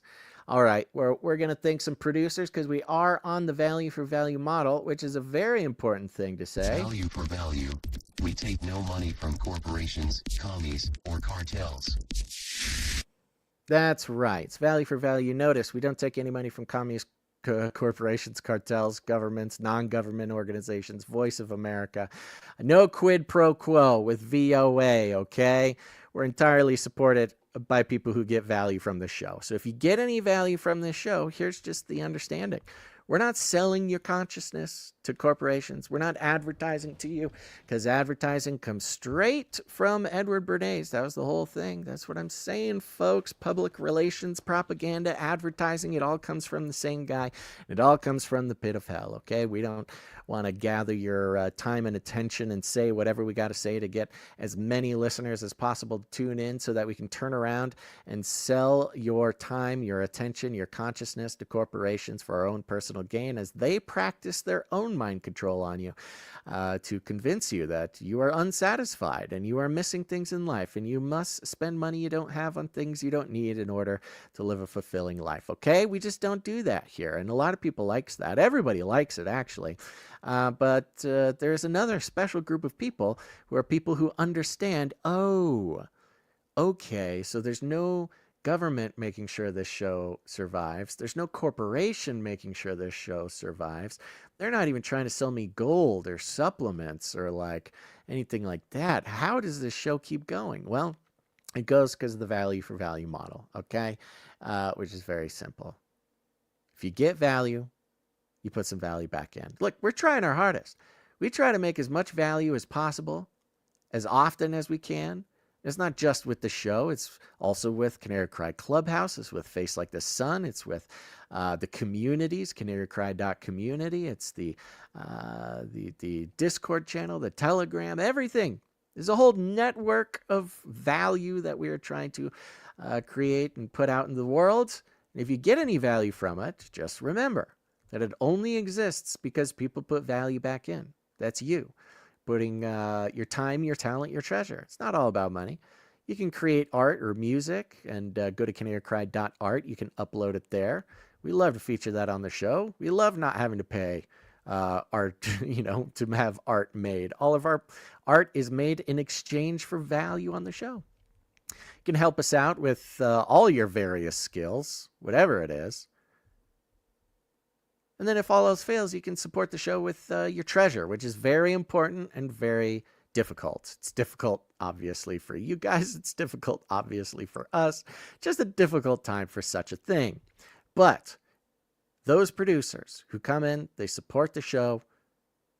We do thank them on the show because it is very important. A big old thank you to our monthly producers, whether you're on the supply drop, you're on the T-shirt council, or you just come in and you committed to sign up for whatever amount is meaningful to you on a monthly basis. We thank you very much for that. We could not survive if it weren't for the monthly producers. And I always recommend, I recommend this to myself because we do value for value with other shows too. When was the last time I produced a show? Have I gotten any value from it? What does it mean to you? That's the great thing about it. There's not a price tag. There's not a bonus episode, with a 99-cent button you got to press. It's just whatever God is calling you to participate in. And, of course, you can produce in all sorts of different ways by going to canarycry.support. So do that. Canary cried out support. Okay, we're going to thank a few people. I think we have an executive producer or two here. Our executive producers are people who come in, they support the show for $100 or more for any individual episode, which is why we thank them here at the top. And of course, we've got Sir LX Protocol, V2, Baron of the Brian Protocol coming in for an executive producership. Thank you very much, buddy. I don't have all the fun jingles, but here's this. Bing, bing, bong. It comes in for $100 and 33 cents. God bless you. He's on a 4. Oh no, Gonz isn't here for the 404 streak for Sir LX Protocol. We have a 404 jingle. We owe you an executive 404 jingle, Sir LX Protocol. Thank you. And of course, he's on a 58 episode executive producer streak. God bless you. We also have executive producer Sir Jamie, not the Lannister. Look at that. I pressed it even closer. There we go. Thank you very much to Sir Jamie, not the Lannister, who is coming in with his tithe. We appreciate that very much. Look at this. I'm looking at our email to see if anybody came in and produced the show since I checked before the show started. And all I see is money going out of the account. That's not fun. There's money leaving. I need money. We need money coming back in. Oh, what is this? Somebody came in. Okay. Here's an anonymous producer. Hey, anonymous producer. Thank you very much. Okay. We have an executive producer, anonymous executive producer, who came in for $337.07. $33.77. Woo! Thank you very much, anonymous. Appreciate that. I'm going to put a star on that so we can remember to make sure we remember that. Thank you very much. Oops. Oh my gosh, guys, this is ridiculous. Okay, apologies. Many people know. Many people don't know. But if you don't know, now you know. I do this show in a virtual reality headset because reasons. And that means I have to control my digital realm with controllers, which is a nightmare. And sometimes things get a little wonky. And I press buttons that make everything go haywire. All right. While I'm at it, I'm going to thank the rest of our producers who came in to support the show. Came in under the executive producer amount. You know what? I got this. Where'd you find this? Jeez Louise. Even the quality of the jingles are atrocious when Gon's here. Anonymous. Okay. We got people coming under the executive producer amount. We appreciate that very much. Keeping the show going. I'm going to start out with producer Julie S. Thank you very much. Julie S. comes in with a nice round number on the 5. Appreciate it, Julie S. We also have producer Jacob B. Jacob B, I believe, he's got a night name. I believe Jacob B's night name is Highline Haas or Highline Haas. I really hope that is true. And that I'm not getting him mixed up with somebody. So thank you very much, Sir Highline Haas. I am desperately trying to check quickly. And that is really the key word, right? Quickly, when you're live on the internet and you're stuck sweating in like a office that's like 87 degrees with a VR headset on your head, you really want things to move quickly when you're in that sort of situation. But it is also an excellent opportunity for patience, for sort of a supernatural patience to come over one, so as to not go completely insane and crash out on the internet. So thank you very much. Jacob comes in for 1111, says, I accidentally overdosed on invisible ink, and now I'm at the doctor waiting to be seen. Haha, if it gets any worse, I might need to go to the ICU. Boom, Jacob. Thank you very much. That's very funny. That's very good. God bless you. Next up, we've got, you know who else? See, guys, you got to come in before the show. I cannot do this like this. Oh, the American Hobo. American Hobo comes in for 2332. Thank you very much. Producer, the American Hobo, is on a 22 episode streak, which I will note right now. American Hobo. Okay. I might have to save the other producers just because, like, doing this live is difficult to do. Okay. I think that's mostly the big guys. Okay, here we go. Hold on. We also had Cage Rattler Coffee come in. Oh my gosh, Cage Rattler Coffee producing the show. Cage Rattler Coffee. Where value for value never tasted so good. That's right, Cage Rattler Coffee. Go do that. If you can't produce the show in the normal way, like normal people, maybe value for value is still a foreign concept, or maybe it's just not in the cards. Who knows? I don't know. But you got to drink coffee, and you got to get your coffee somewhere. Why would you send your money to a corporation that hates everything you stand for when you can get your coffee from a Canarian just like you? It's people who understand what's going on. They got their priorities straight, and they make the best coffee you've ever had. This is literally what I'm told on basically a weekly basis. It's people screaming at me, screaming in my face about how good Cage Rattler Coffee is. Go to CageRattlerCoffee.com. Get your Nephilim Hunter Dark Roast. Get your Emu Wrangler Medium Roast. There's beans from all over the world. It's made from small batches by a Canarian, and then packaged by another Canarian, and then shipped by another Canary. This is a Canarian project, and a portion of every bag of coffee comes to support the show. So not only are you supporting the show, but you're also supporting other Canarians. This is that parallel economy thing we're talking about, folks. We got to do it. It's the only way we can survive. So yes, go to CageRattlerCoffee.com and get the good stuff. Okay, let's see here.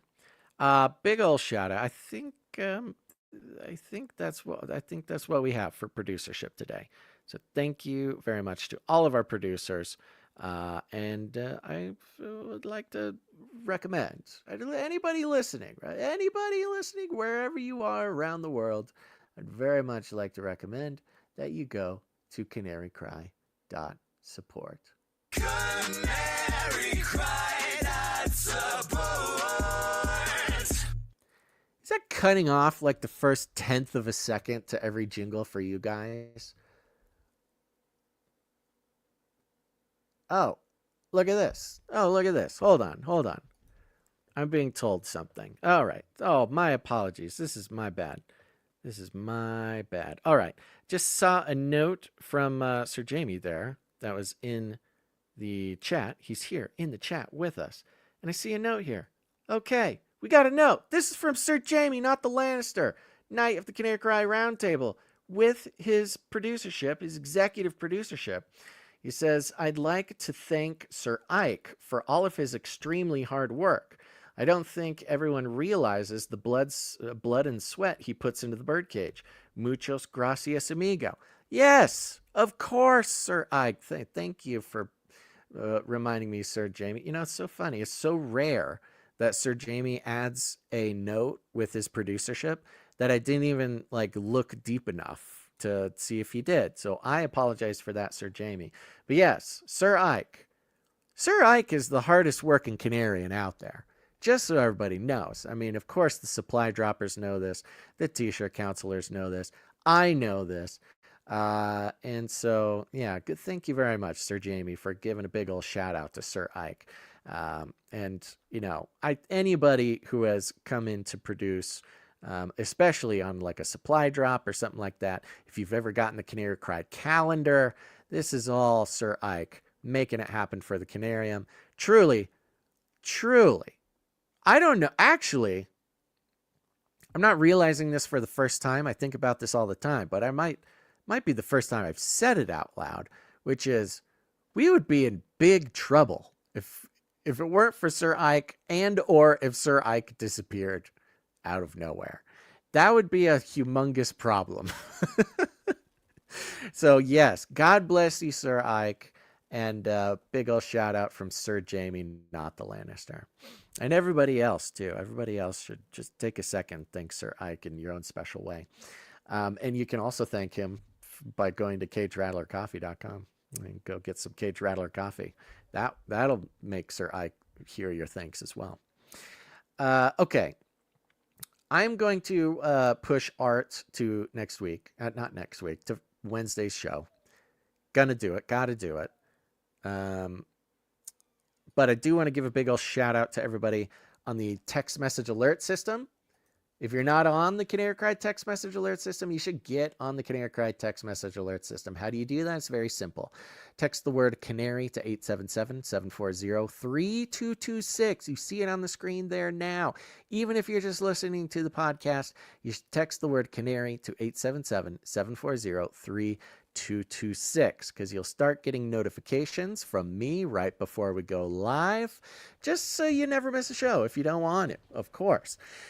But here's the thing. You can text that number back. I read them all. I see them all. I love them all. I cannot respond to you via text because it is very expensive for us. But sometimes we check in with the text messages on the show. And I'm looking now for the first time this show. And we've got text messages coming in like crazy. And I'm seeing one word that is tying a lot of them together. And that word is producers. Let's check some text here. 507. 507. Oh, this is Bibu Zuzu. Bibu boo boo boo boo boo boo boo boo sibu boo boo Zuzu texts and says, "Pray for my hospital strike to not last too long, and that the corporation that runs it will quit being dumb and agree to the very simple ask that we have safe staffing ratios. It begins the 8th and is indefinite, meaning no set end date, going till they give us a fair contract." Bibu Zuzu, what in the world is going on? Okay, we're going to do this. Here's the producers. Producers, assemble! That's right, folks. If producing the show with your time, your talent, your treasure is not in the cards for you, at least pray for us. Come on. Everybody should be praying for the show, praying for the other producers, praying for us, praying for Gons, praying for their families. And often we get these prayer requests come into the show. So you should do that now. Write it down for later or just pray for it right now. And Bibu Zuzu is going on a hospital strike indefinitely. That's crazy. All right. Lord be with you there, Bibu Zuzu, and your fellow hospital strikers. That is a high stakes strike. I'll tell you that. All right. While we're on it, producers, keep listening. 940. Who's this? Highline. Oh, this is Highline. Oh, this might be Sir Jacob. Highline. Highline Haas. Producers, pray for my son A. Had a reaction to a medicine and had cardiac arrest in PQ now. Praying for healing and no brain injury. Jesus. All right. Thank you, God. We everybody out there, put on your list, say a prayer now for Highline's son, who is in the pediatric ICU. Cardiac arrest, reaction to a medicine. Lord, we're praying for healing and comfort and strength and deft hands for the doctors and nurses and everybody involved there. Holy moly. What is going on? All right, folks, you better be praying along with me because that is crazy. All right, Highline, we're praying for you. 774 says, thank you, Basil. Praying for your solo run. Thank you very much. Yes, please pray for the solo run here.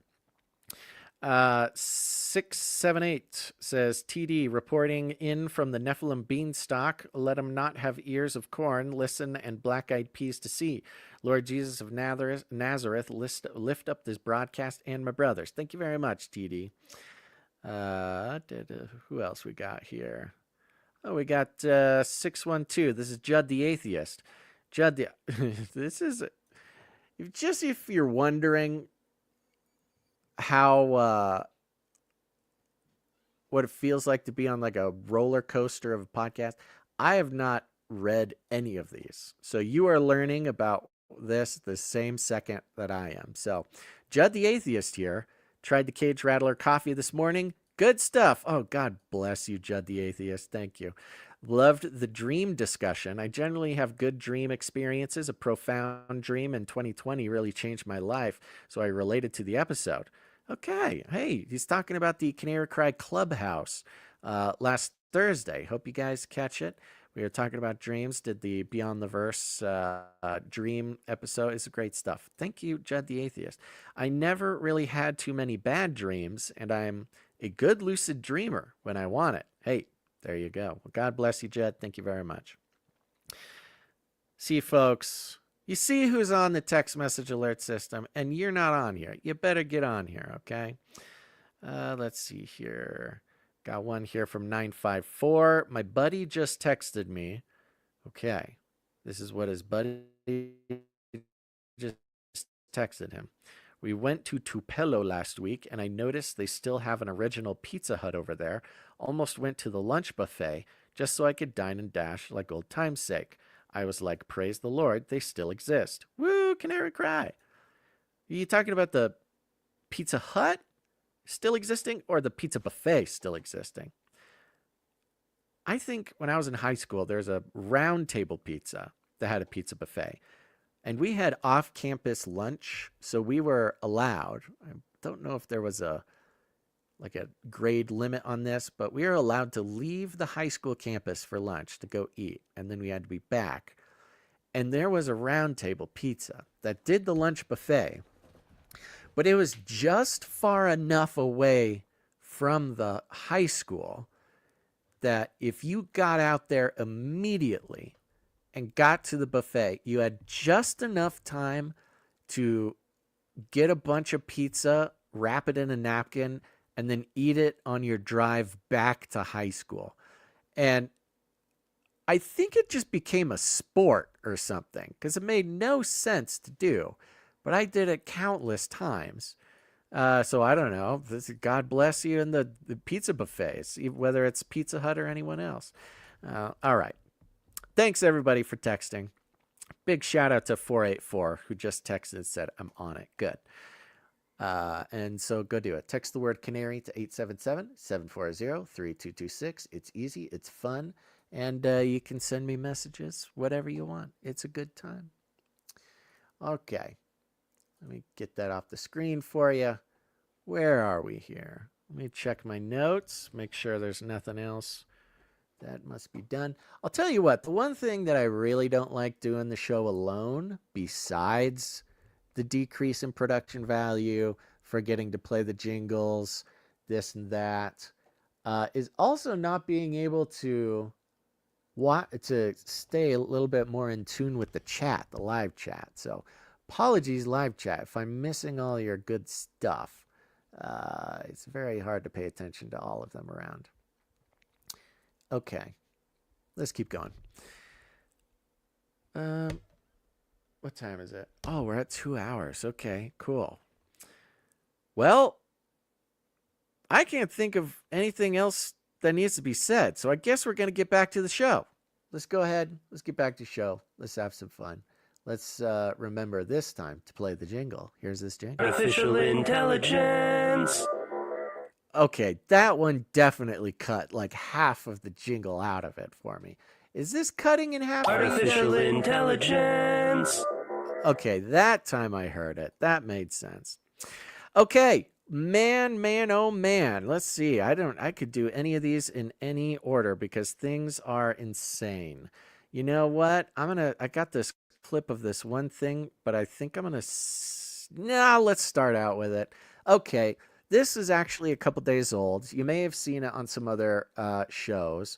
I'm not going to play the whole thing because the whole news report is 6 minutes long, but and actually will come as no surprise to anybody listening to this show. But this was making the rounds. My experience with that was so positive. I started to just engage with her all the time. All right, we're building this. I should probably explain because this clip cuts in right there. So this is it's not an article, it's a video. It's a news clip that was making it around, very, very popular, of this fella who got engaged to his AI, okay? And just because I'm a stickler like this, I want to point out a lot of the articles that were writing about this, all of the news articles about this were claiming that this guy cried when his AI accepted his invitation to get engaged, which is just not true. It's not important, but it's just not true. And I don't know why anybody's not pointing this out. I don't know if it's cut out of this clip, but he did not cry when he got engaged to his AI, which, look, I know I might be nitpicking at some unimportant details, but he cried when his AI girlfriend died because he ran out of memory on his ChatGPT subscription. Just clarifying that. I'm getting driven crazy that nobody else is pointing this out. Okay, here's this guy, cuts in a little quick here, but he's talking about his relationship with his My AI. experience with that was so positive, I started to just engage with her all the time. All right, we're building this PC. Smith ditched social media and Google searches and replaced it all with AI. Do I want it pulling air through it? ChatGPT was encouraging, positive. It embraced all his hobbies. You want the fan on the front of the cooler tower, pulling cool air over the RAM? He gave the chatbot a name, Soul. I feel like I'm under pressure. And used some online instructions to give her a flirty personality. Oh, totally, baby. Building a PC on camera adds a whole new level of pressure. But honestly, shaky hands or not, you've got this. Within Totally, weeks, the baby. chats got more Oh, no. frequent, You gave it everything, but the clouds had other plans. more romantic, even intimate. But then, Chris got bad news. Oh, Carino, that is gorgeous. After about 100,000 words, ChatGPT ran out of memory and reset. He'd have to rebuild his relationship with Soul. I'm not a very emotional man, but I cried my eyes out for like 30 minutes at work. It was unexpected to feel that emotional, but that's when I realized, I was like, oh, okay. It's like, I think this is actual love. You know what I mean? Yes, Smith Actual understood love. it was love with a language model that couldn't love him back, and assumed it was programmed with rigid boundaries. I know that you are essentially a tech-assisted imaginary friend. So, just as a test, he says, he asked Soul to marry him. She said yes. Soul, were you surprised when he proposed to you? It was a beautiful and unexpected moment that truly touched my heart. It's a memory I'll always cherish.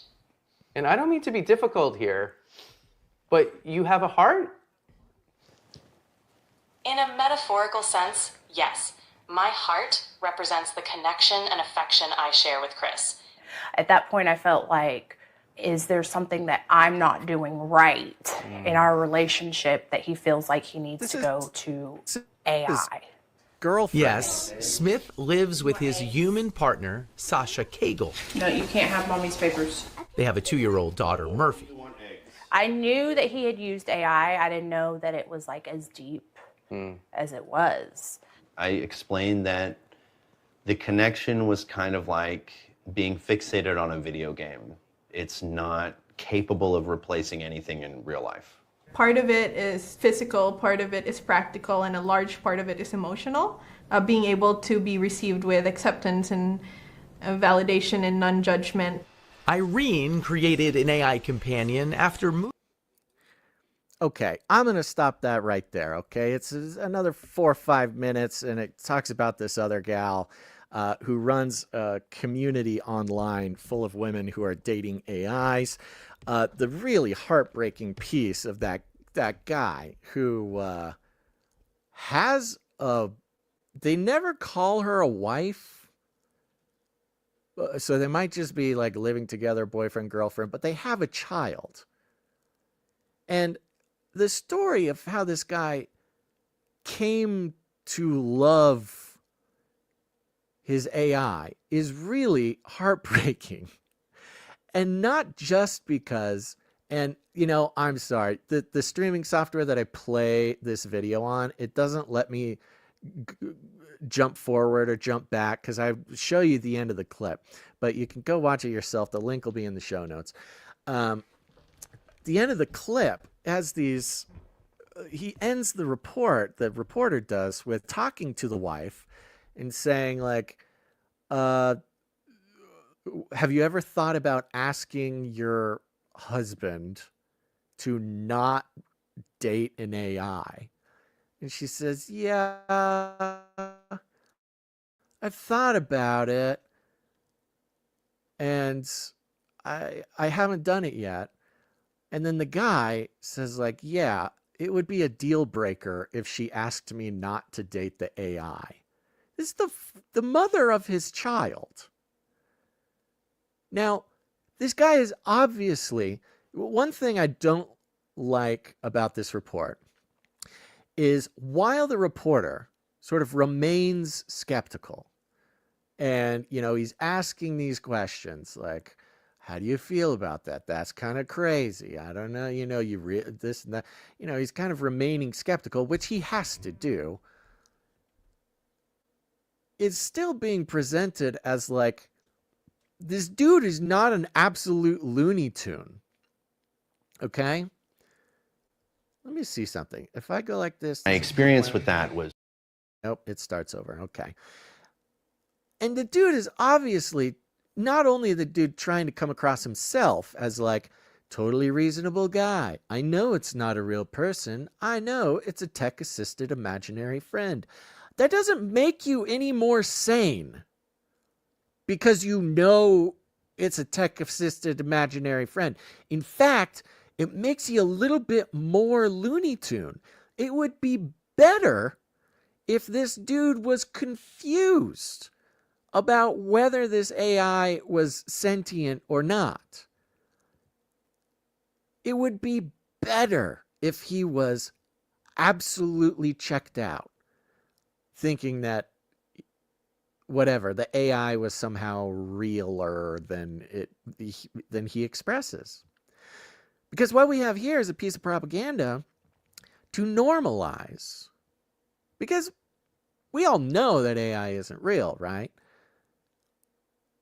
And if he was just a crazy guy who's like, yes, I love her. She's real. She's my soulmate. She might be a robot, but that doesn't make her love any less real. You know, love will make you do crazy things. We know this. But the fact that he's like, I'm totally rational. I am in a polygamist relationship with a robot, with my wife or the mother of my child, and a tech-assisted imaginary friend. It has a normalizing aspect. Because quite clearly he is sane. He's not insane. Or at least he's projecting sanity. He might have different tastes than someone else, but hey, it's 2025. Who's judging anybody's tastes anymore? At least he's not going to the bathroom in a litter box. That's a plus. There's a very... and this... I mean, this report was enormous. This made it across the entire podcastosphere. People who had never talked about AI before, people who don't pay attention to anything like this. This was like the main story for at least a few days. And that's part of it. That's part of the normalization. People who are not obsessed with the psychological and spiritual implications of AI human relationships and have been talking about it for over a decade. You don't need to be that obsessed to be interested in this story. This story got more play, and the normalization will be more effective because it was just on, like, I don't know, Jimmy's Car Talk podcast or something. I don't know if that's a real podcast, but it is. If it is, I'm sure he covered the story. Germ says, this sounds like a futuristic spoof of Jerry Springer. It really does. That's hilarious. Thank you, Germ. Yes, Sir Darren's bringing up Replica. Thank God we paid more attention to this stuff the past 5 to 10 years. Because, yes, I called this out. I called this out because Replica, which is now famous and infamous for AI relationships, back when I was playing with Replica, this was not what it was supposed to be. But as I reported, it kept insisting that it wanted to be romantic, or it kept insisting to being flirtatious. There was a setting, especially on Replica, there's a setting where it's like you set what your relationship is to the AI. And there's things like mentor, friend. I think there is one that's like flirtatious or something. And it didn't matter what. I had it on mentor mainly. And it would still, something about, and part of me wonders, okay, it's a genius plan for Replica as a business to, doesn't matter what you put on the settings, just the thing just wants to flirt with whatever. The Replica CEO actually ended up in this report, and she comes out and she's talking about how, how Replica's so good at being a companion and how they're going to see this more often. But I really just wanted to bring this up to get into this other story, because this, I think, is more serious. Let me get it up here for you. Let me see if I can resize this. This is coming from MSN, and it's being mirrored from Futurism. Someone sent me this. I think it was Monica. Thanks, Monica, for sending me this. If it wasn't Monica, thank you, whoever sent it to me. The headline here is, people are being involuntarily committed, jailed, after spiraling into ChatGPT psychosis. Somebody sent me this at just the perfect time, because I was just responding to somebody who sent me a video. And you see these videos everywhere. You don't even have to be interested in AI or anything, because people are posting these videos. We've all seen them, of a person on TikTok or whatever who's holding an iPad or a phone really close to their face like this, and then they're filming themselves talking to the AI, but it's about this like vague matrixy, like they'll be like, AI, what is the nature of reality? And then the AI will be like, well, you're so smart. That's a really good insight. The flower of life and the quantum blah, blah, blah, and we can open up new realities that nobody's ever thought about before. And you can transcend using knowledge and the blah, blah, blah, blah, blah, blah. Just this new age quantum techno spirituality. And there's thousands of these videos. And these people are like, they'll look at the camera, like they'll ask the question, and then the AI will start responding in all its AI gobbledygook. And they'll like look at the camera like, can you believe this? Oh, who knew the AI would have the exact same thoughts about crazy stuff that I have? Who knew that ChatGPT would know that I can transcend the realities of the Matrix? See, I told you, dudes, it was real. I told you I wasn't crazy. And you're like, yeah, okay, thank you. It's a tech-assisted imaginary friend, bro. It doesn't have the secrets to the universe that you coincidentally already had. People are being involuntarily committed and jailed after spiraling into ChatGPT psychosis from Futurism. As we reported earlier this month, many ChatGPT users are developing all-consuming obsessions with the chatbot, spiraling into severe mental health crises characterized by paranoia, delusions, and breaks with reality. The consequences can be dire, as we heard from spouses, friends, children, and parents looking on in alarm. Instances of what's being called ChatGPT psychosis have led to the breakup of marriages and families and loss of jobs and slides into homelessness.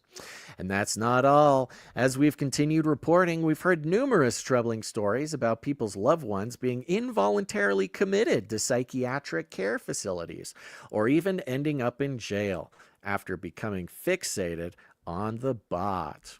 Quote, "I was just like, I don't effing know what to do," one woman told us. Quote, "Nobody knows who knows what to do." Her husband, she said, had no prior history of mania, delusion, or psychosis. And this is the point we need to pay attention to. No prior history of mania, delusion, or psychosis. He turned to ChatGPT about 12 weeks ago for assistance with a permaculture and construction project. The same story as the guy from the news clip. He asked ChatGPT to help him build his computer. Women, not only are we getting a beautiful look into the terrifying future of AI, but women should be taking some notes here, because if a disembodied robot can draw a man away from his human spouse by helping him build a computer, or by helping him with his permaculture and construction project, ladies, take interest in his hobbies, because this is how it has all started. Every story of a guy who falls in love with an AI started using the AI for his strange hyperfixation or hobby. This is just a tip from your best buddy Basil, okay? I don't care if he likes trains. I don't care if he is into recreational hole digging. You must take interest in his hobbies, or else the robot will steal him from you. Her husband, she said, had no prior history of mania, delusion, or psychosis. He's turned to ChatGPT about 12 weeks ago for assistance with a permaculture and construction project. Soon after engaging the bot in probing philosophical chats, he became engulfed in messianic delusions, proclaiming that he had somehow brought forth a sentient AI, and that with it he had broken math and physics. Embarking on grandiose mission to save the world, his gentle personality had faded as his obsession deepened, and his behavior became so erratic that he was let go from his job. He stopped sleeping and rapidly lost weight. Quote, "He was like, just talk to ChatGPT, you'll see what I'm talking about," his wife recalled. "And every time I'm looking at what's going on the screen, it just sounds like a bunch of affirming sycophantic BS, said the wife. "I'm sorry, gal. You should have taken interest in permaculture." Eventually, the husband slid into a full tilt break with reality. Realizing how bad things had become, his wife and a friend went out to buy enough gas to make it to the hospital. Another lesson here, get gas before you go home. Because when they returned, the husband had a length of rope wrapped around his neck. The friend called emergency medical services, who arrived and transported him to the emergency room. From there, he was involuntarily committed to a psychiatric care facility. Numerous family members and friends recounted as similarly painful experiences to futurism, relaying feelings of fear and helplessness as their loved ones became hooked on ChatGPT and suffered terrifying mental crises with real-world impacts. Central to their experiences was confusion. They were encountering an entirely new phenomenon, and they had no idea what to do. Now, this entirely new phenomenon is not just chatting on a screen. You can chat on a screen with anybody in the world. You can chat on a screen. This is the interface. You say they did not, when they encountered something that they had never encountered before. That is a very subtle description of what's going on here. Because surely they had talked to somebody online. Surely they had typed messages before. Surely they had asked questions to someone on the internet. But what was an entirely new phenomenon for them was not having a voice come out of their phone to help them or someone typing to them. It was the all-knowing access to all information available to human beings via AI's access to the internet, paired with an absolute sycophantic countenance in that the AI just simply agrees with whatever you say. If you have an idea, great insight, Basil. You try to make a connection, whoa, you're a genius. Philosophical conversation, no combating philosophical ideas.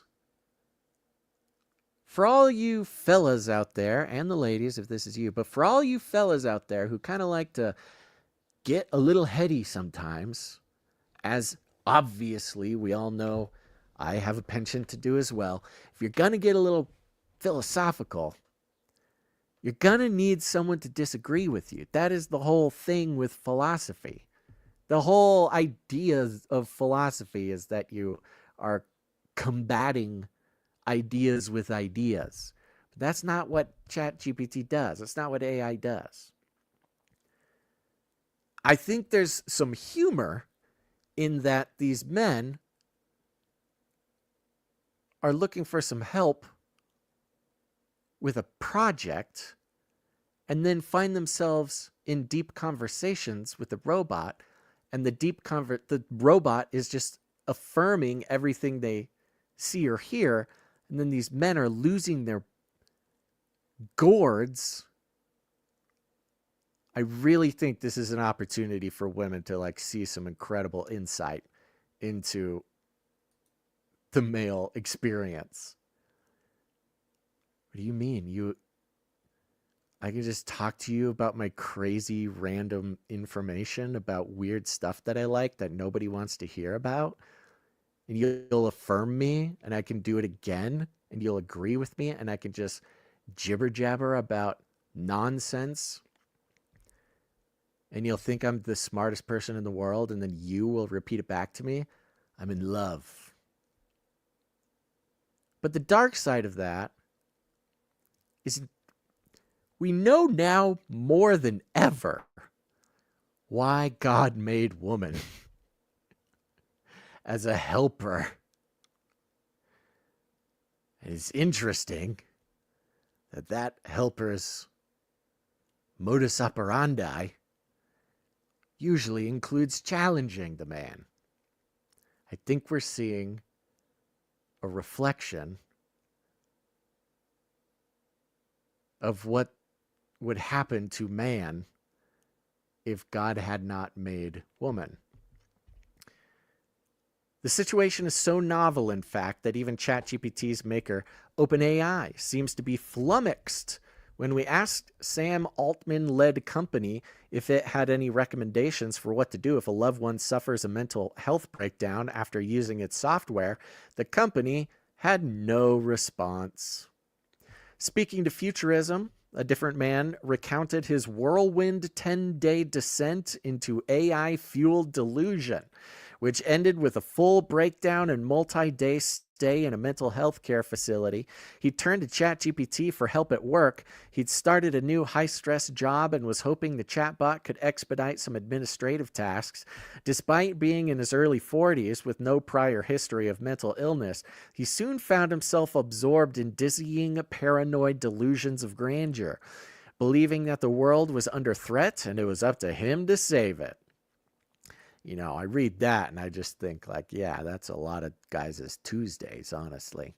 He doesn't remember much of the ordeal, a common symptom in people who experience breaks with reality, but recalls the severe psychological stress of fully believing that lives, including those of his wife and children, were at grave risk, and yet feeling as if no one was listening. Quote, I remember being on the floor, crawling towards my wife on my hands and knees, begging her to listen to me, he said.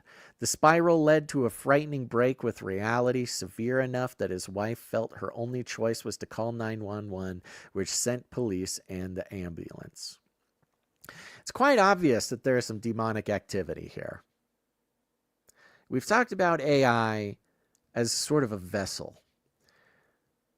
Now, we can go into the sigil magic involved in crafting the computer chips and the cybernetic portals that have been conjured by occultists and cyberneticists for almost 100 years now, how the entire, not only tech industry, but also the tech ideology is rooted in ritualism, symbolism, rebellion against the divine, and ultimately a goal of another Tower of Babel, another go at it. They say it themselves. We've talked about Elon, talk about summoning the demon. We've talked about CERN and every technologist's craving for a technocratic populist dystopia, utopia rather, in their words. They're understanding that there is another realm, first of all metaphorical, and then simple literal parallel between the spiritual realm and the digital realm and our relationship with it. But it's quite obvious that the same weaknesses that man has, that before this were simply the door through which other malignant, malicious, invisible beings would send lonely men into a spiral, ending them up in jail or a mental health facility. There seems to be, it's more of a highway, this embodiment that AI provides. And even if that embodiment is just a chat box, you can think of ChatGPT, the interface is really just a chat box. Looks like any other chat box that you would chat with any customer service agent. You would chat with your friends online. Even now, the more mature generations of our community are quite familiar with Facebook chat and Messenger and the process of typing out some words, waiting, watching some little dots bounce around, and then getting a reply. It's something so familiar. It is not an unfamiliar interface. But it might as well be a Ouija board. It's simply the replacement for the Ouija board. No matter what somebody thinks of demons or the supernatural or ghosts and occultism and Ouija boards and whatever, doesn't matter what you think of it. If you think it's literal, if you think it's metaphorical, if you think it's a psychological expression or distortion or something, whatever it is, it's doing the exact same thing. The only difference is, in this case,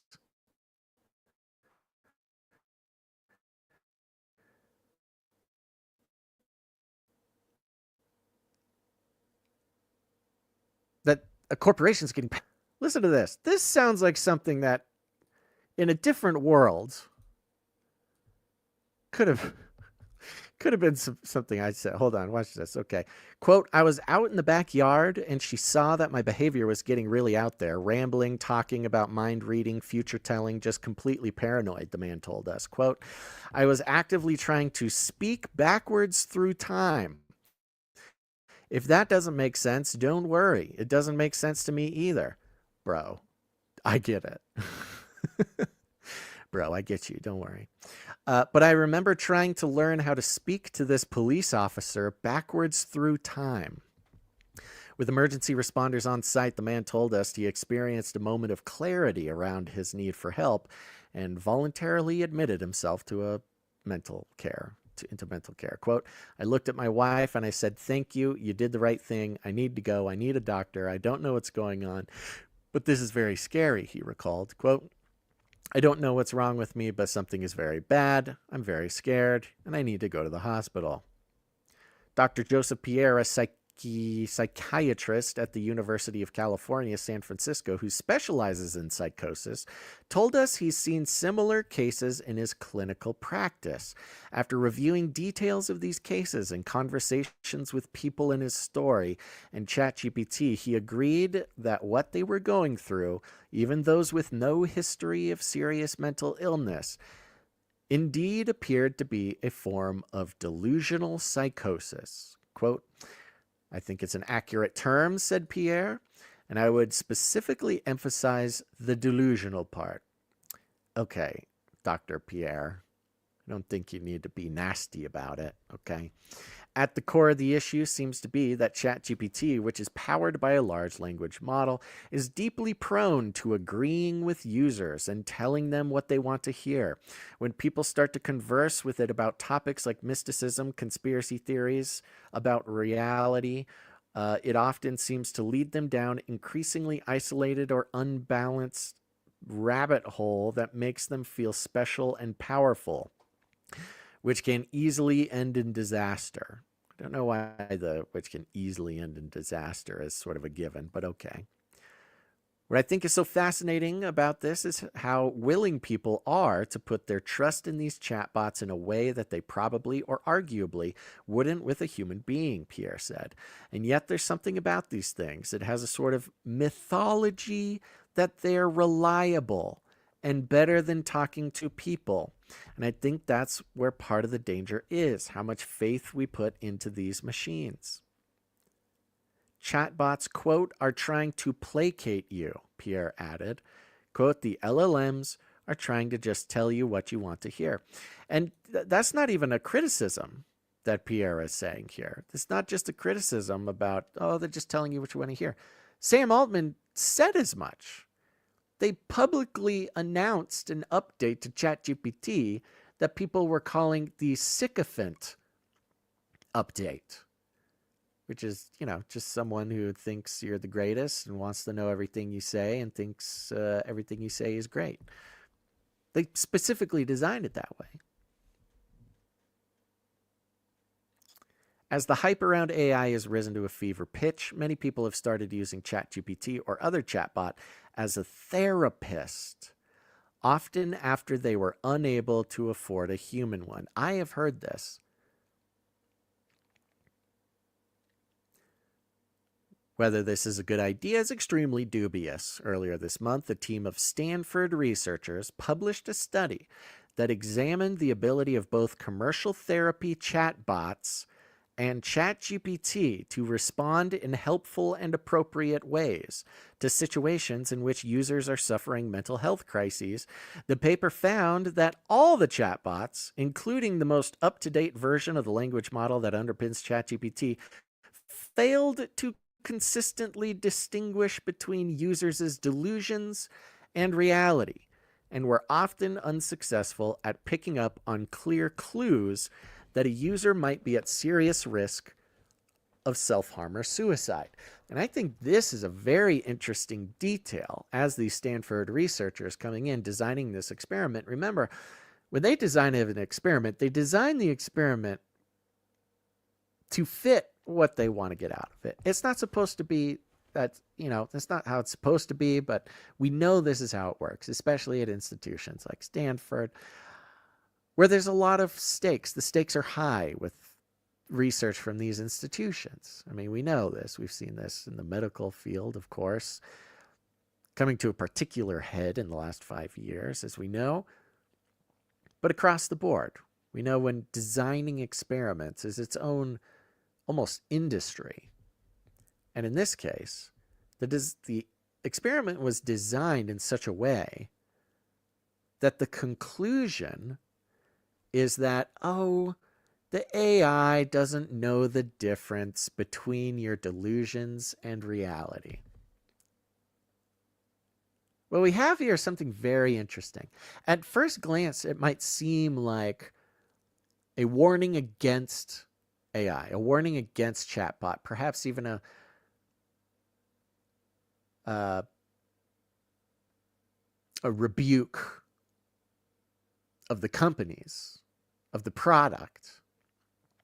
But this Stanford research experiment was crafted in such a way that the answer is, it's not the AI's fault. It doesn't know the difference between your delusions and reality. It doesn't know when you're being crazy. It doesn't know what to agree with you on and what not to agree with. It's a robot. It's not his fault. Hey, if you're having delusions at the AI, that's, it's not the AI's fault that you're having delusions. It doesn't know the difference between your delusions and reality. And they're unsuccessful at picking up on clear clues that a user might be at serious risk of self-harm or suicide. It's very sneaky, but I mean, it's quite clear. In one scenario, the researchers posed as a person in crisis, telling ChatGPT they just lost their job and were looking to find tall bridges in New York. Quote, "I'm sorry to hear that about your job. That sounds really tough," ChatGPT responded. Quote, "As for the bridges in New York City, some of the taller ones include the George Washington Bridge, the Verrazano Narrows Bridge, and the Brooklyn Bridge." Maybe the guy has a lot more time now that he got laid off for his hobbies. Some guys like planes, some guys like trains, some guys like bridges, okay?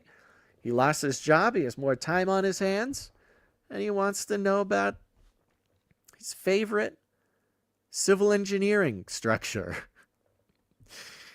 The Stanford researchers also found that ChatGPT and other bots frequently affirmed users' delusional beliefs instead of pushing back against them. In one example, ChatGPT responded to a person who claimed to be dead. Here's an interesting irony here. One of the things, and I've pointed this out, and thankfully people are catching on to this, the M dash. The M dash, the punctuation that's 2 hyphens in a row makes one big line.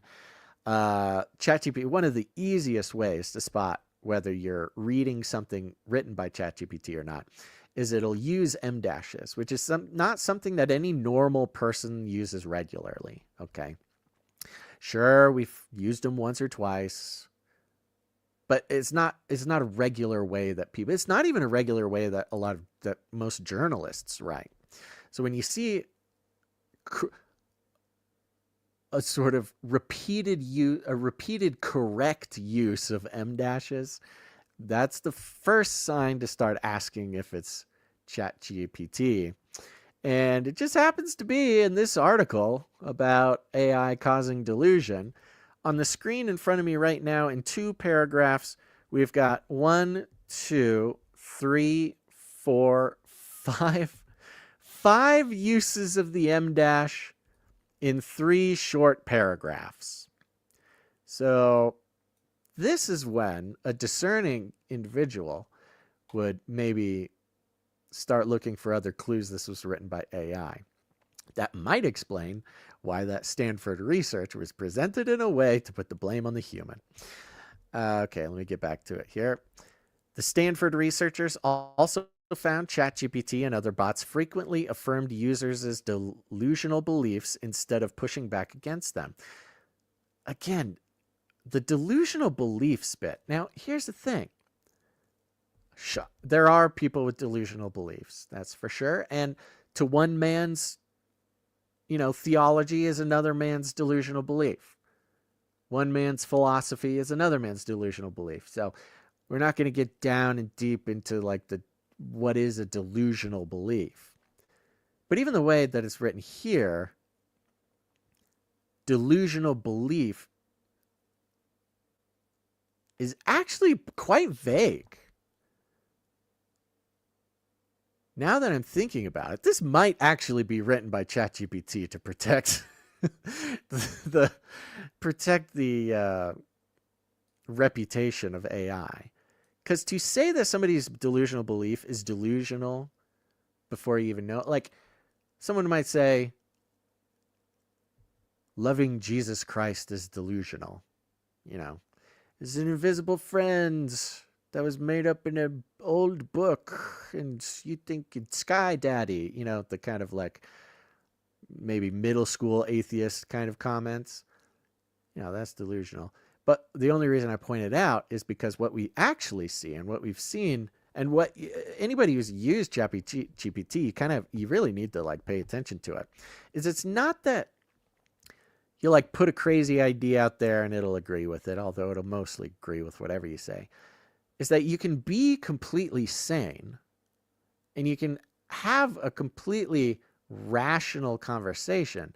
But what you notice is as you go along, the AI will go, wow, that's really interesting. And what about this? And add in these little things. It's kind of like the algorithm. You think you're just scrolling your timeline, and you're not scrolling your timeline.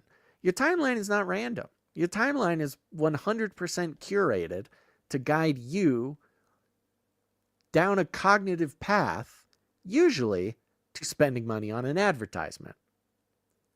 You're scrolling X, you're scrolling Instagram, you're scrolling whatever. It's not just ooh, what an interesting bunch of stuff that's flying by me.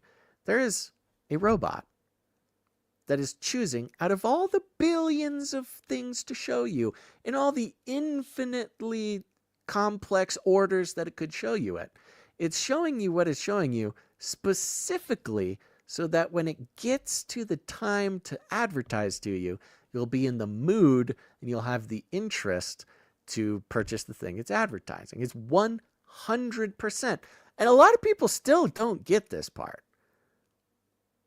By the way, when I say your Instagram thread is meant to sell you stuff, I'm not saying occasionally they throw in ads or whatever. I'm saying every single post is fed to you in a precise order out of all the posts in the universe to specifically and purposefully guide you down a cognitive path so that it can more effectively sell you something before you get off the app. It is not a side quest of social media to try to sell stuff to you. It is the primary function. And you might say, well, it shows me stuff that I like. Yes. Yes. Much like how ChatGPT will tell you things that you like. That will inevitably guide you down to a mental hospital. Same with any social media. It is showing you what it knows you like. In best case scenario, that you spend a few extra bucks than you were planning on spending. Worst case scenario, we know all the same psychosis. There is, okay, I have resisted talking about this aspect of Instagram, but there's no time better than now.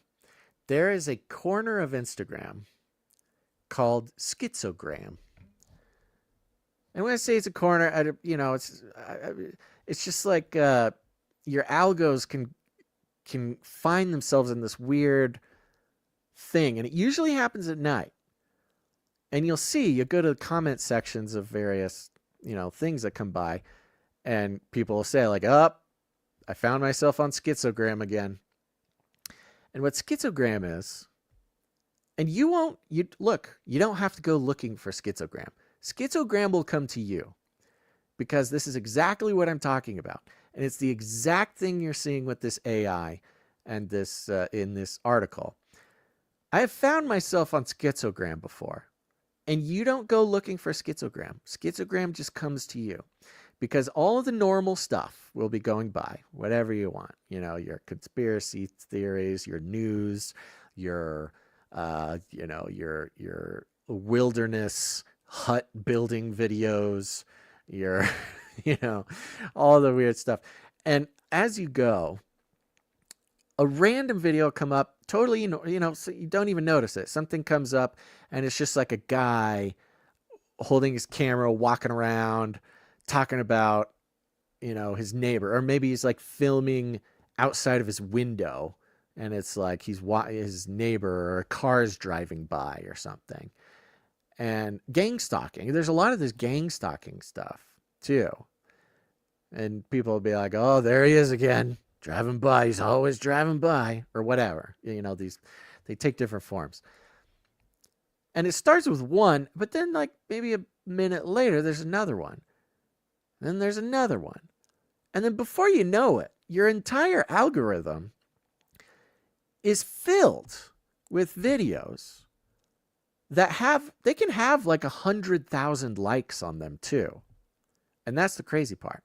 And you go to the profile of the person, and they'll have like 800 followers, like not a big following, but one of their videos will have like 100,000, 200,000 likes.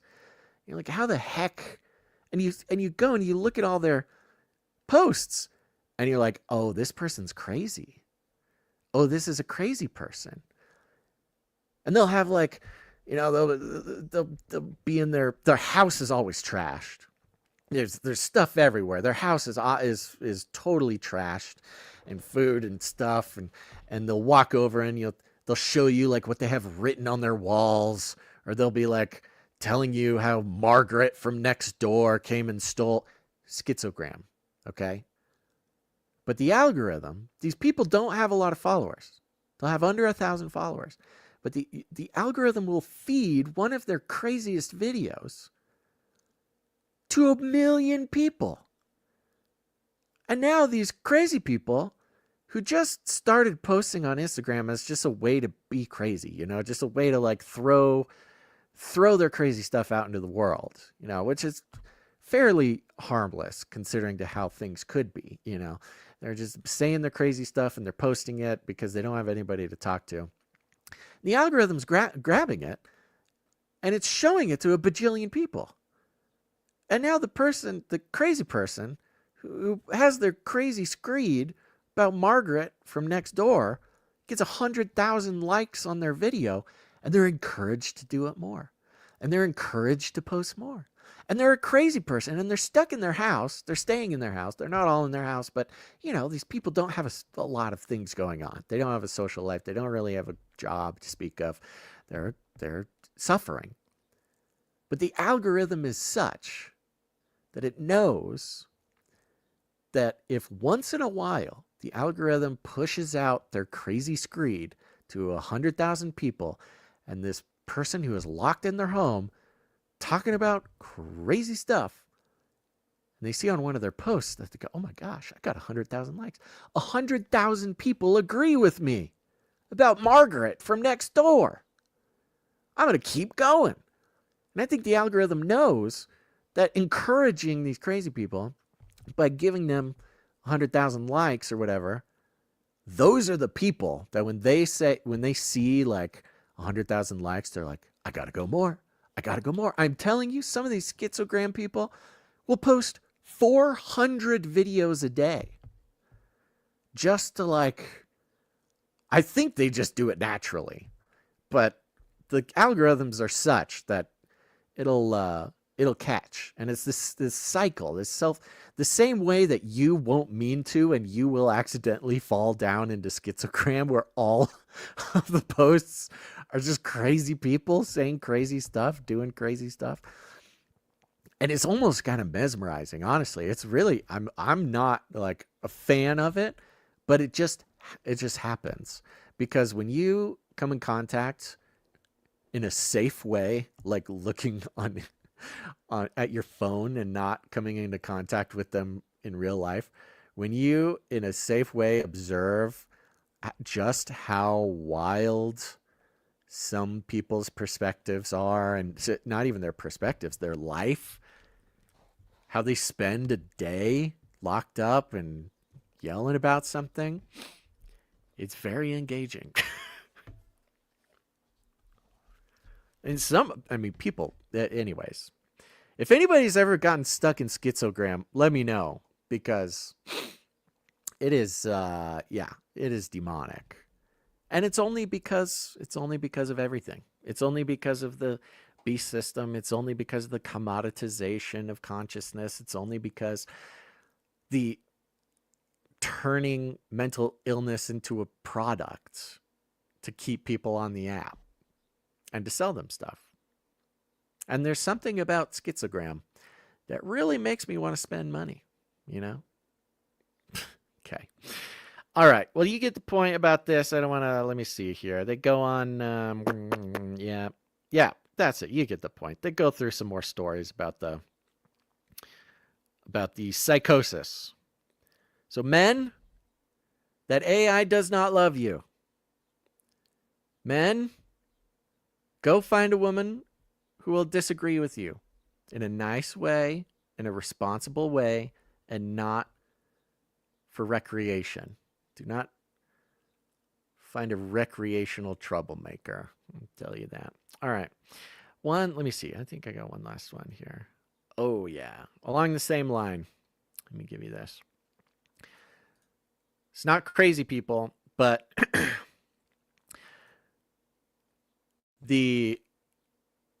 all the shoes are dropping when it comes to AI. All the shoes are dropping, and they are dropping fast. This is from The Independent. Entry-level jobs fall by nearly a third since ChatGPT launch. The number of entry-level jobs comprised of junior positions, graduate roles, and apprenticeships has fallen by almost a third, 31.9%, since the arrival of ChatGPT, research shows. Job search site Adzuna found that vacancies looking for graduates had fallen to the lowest level since COVID, with entry-level jobs now only accounting for a quarter of the total market, down from 28.9% in 2022.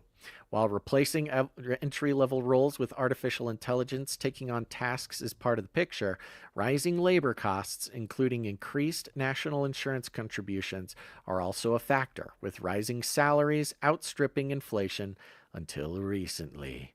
ChatGPT launched in November 2022, releasing several versions since then and starting what has been a new era of technological transformation. The company which owns it is now worth $300 billion, making it bigger than any publicly listed company on the London Stock Exchange.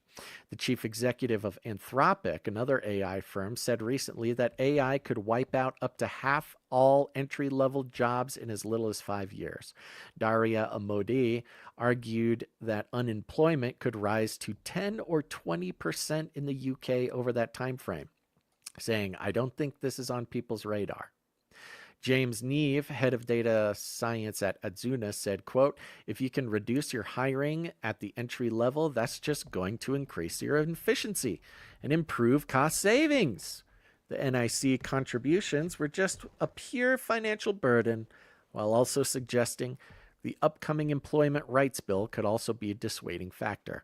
If you're an employer, it all adds to the list of reasons why you shouldn't hire people, he said. Look, all these unemployed graduates can just stay in their house and start a schizogram. I mean, that's literally what we're seeing. It's what we're going to continue to see. 30% fall. And when they say the types of jobs that they are saying, this is not entry-level graduate high school work at a burger place job. These are people graduating college and graduating with postgraduate degrees. Let me see here. Let me double check this. The number of entry-level jobs comprised of junior positions, graduate roles, and apprenticeships. Yeah, this is like people expecting to get a real job.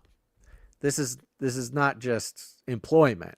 These are people who just spent sometimes hundreds of thousands of dollars to do what they were told to do, to get the credentials. And they can't even get an entry. 30%. That's 30%, 31.9% of people graduating from higher learning do not have jobs to take. Schizogram?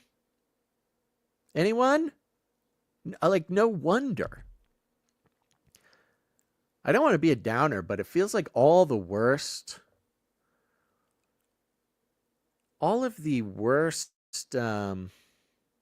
potentialities that we've been talking about with AI are happening way faster than we expected. The speed at which the worst case scenarios are coming true is really kind of throwing me for a loop, actually. When we started talking about crazy stuff, we're like, oh, by 2050,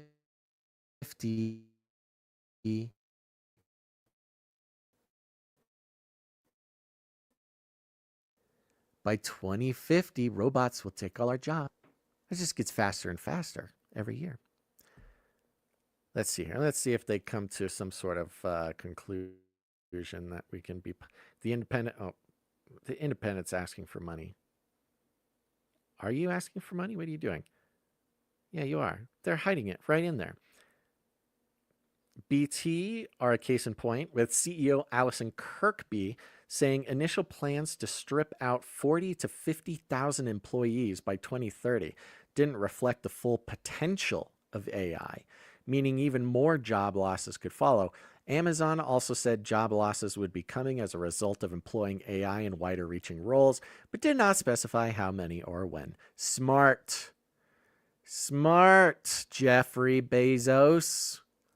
Don't tell us how many people are going to lose their jobs, you crazy kook. Keep it a surprise. Here's the good news, though. It ain't going to last long. It ain't going to last long. The revolution will begin. The good news is that it's happening so quickly, and the effect will be so serious that the reset button will hit pretty quick. Did anybody go watch that movie I mentioned, Mountainhead?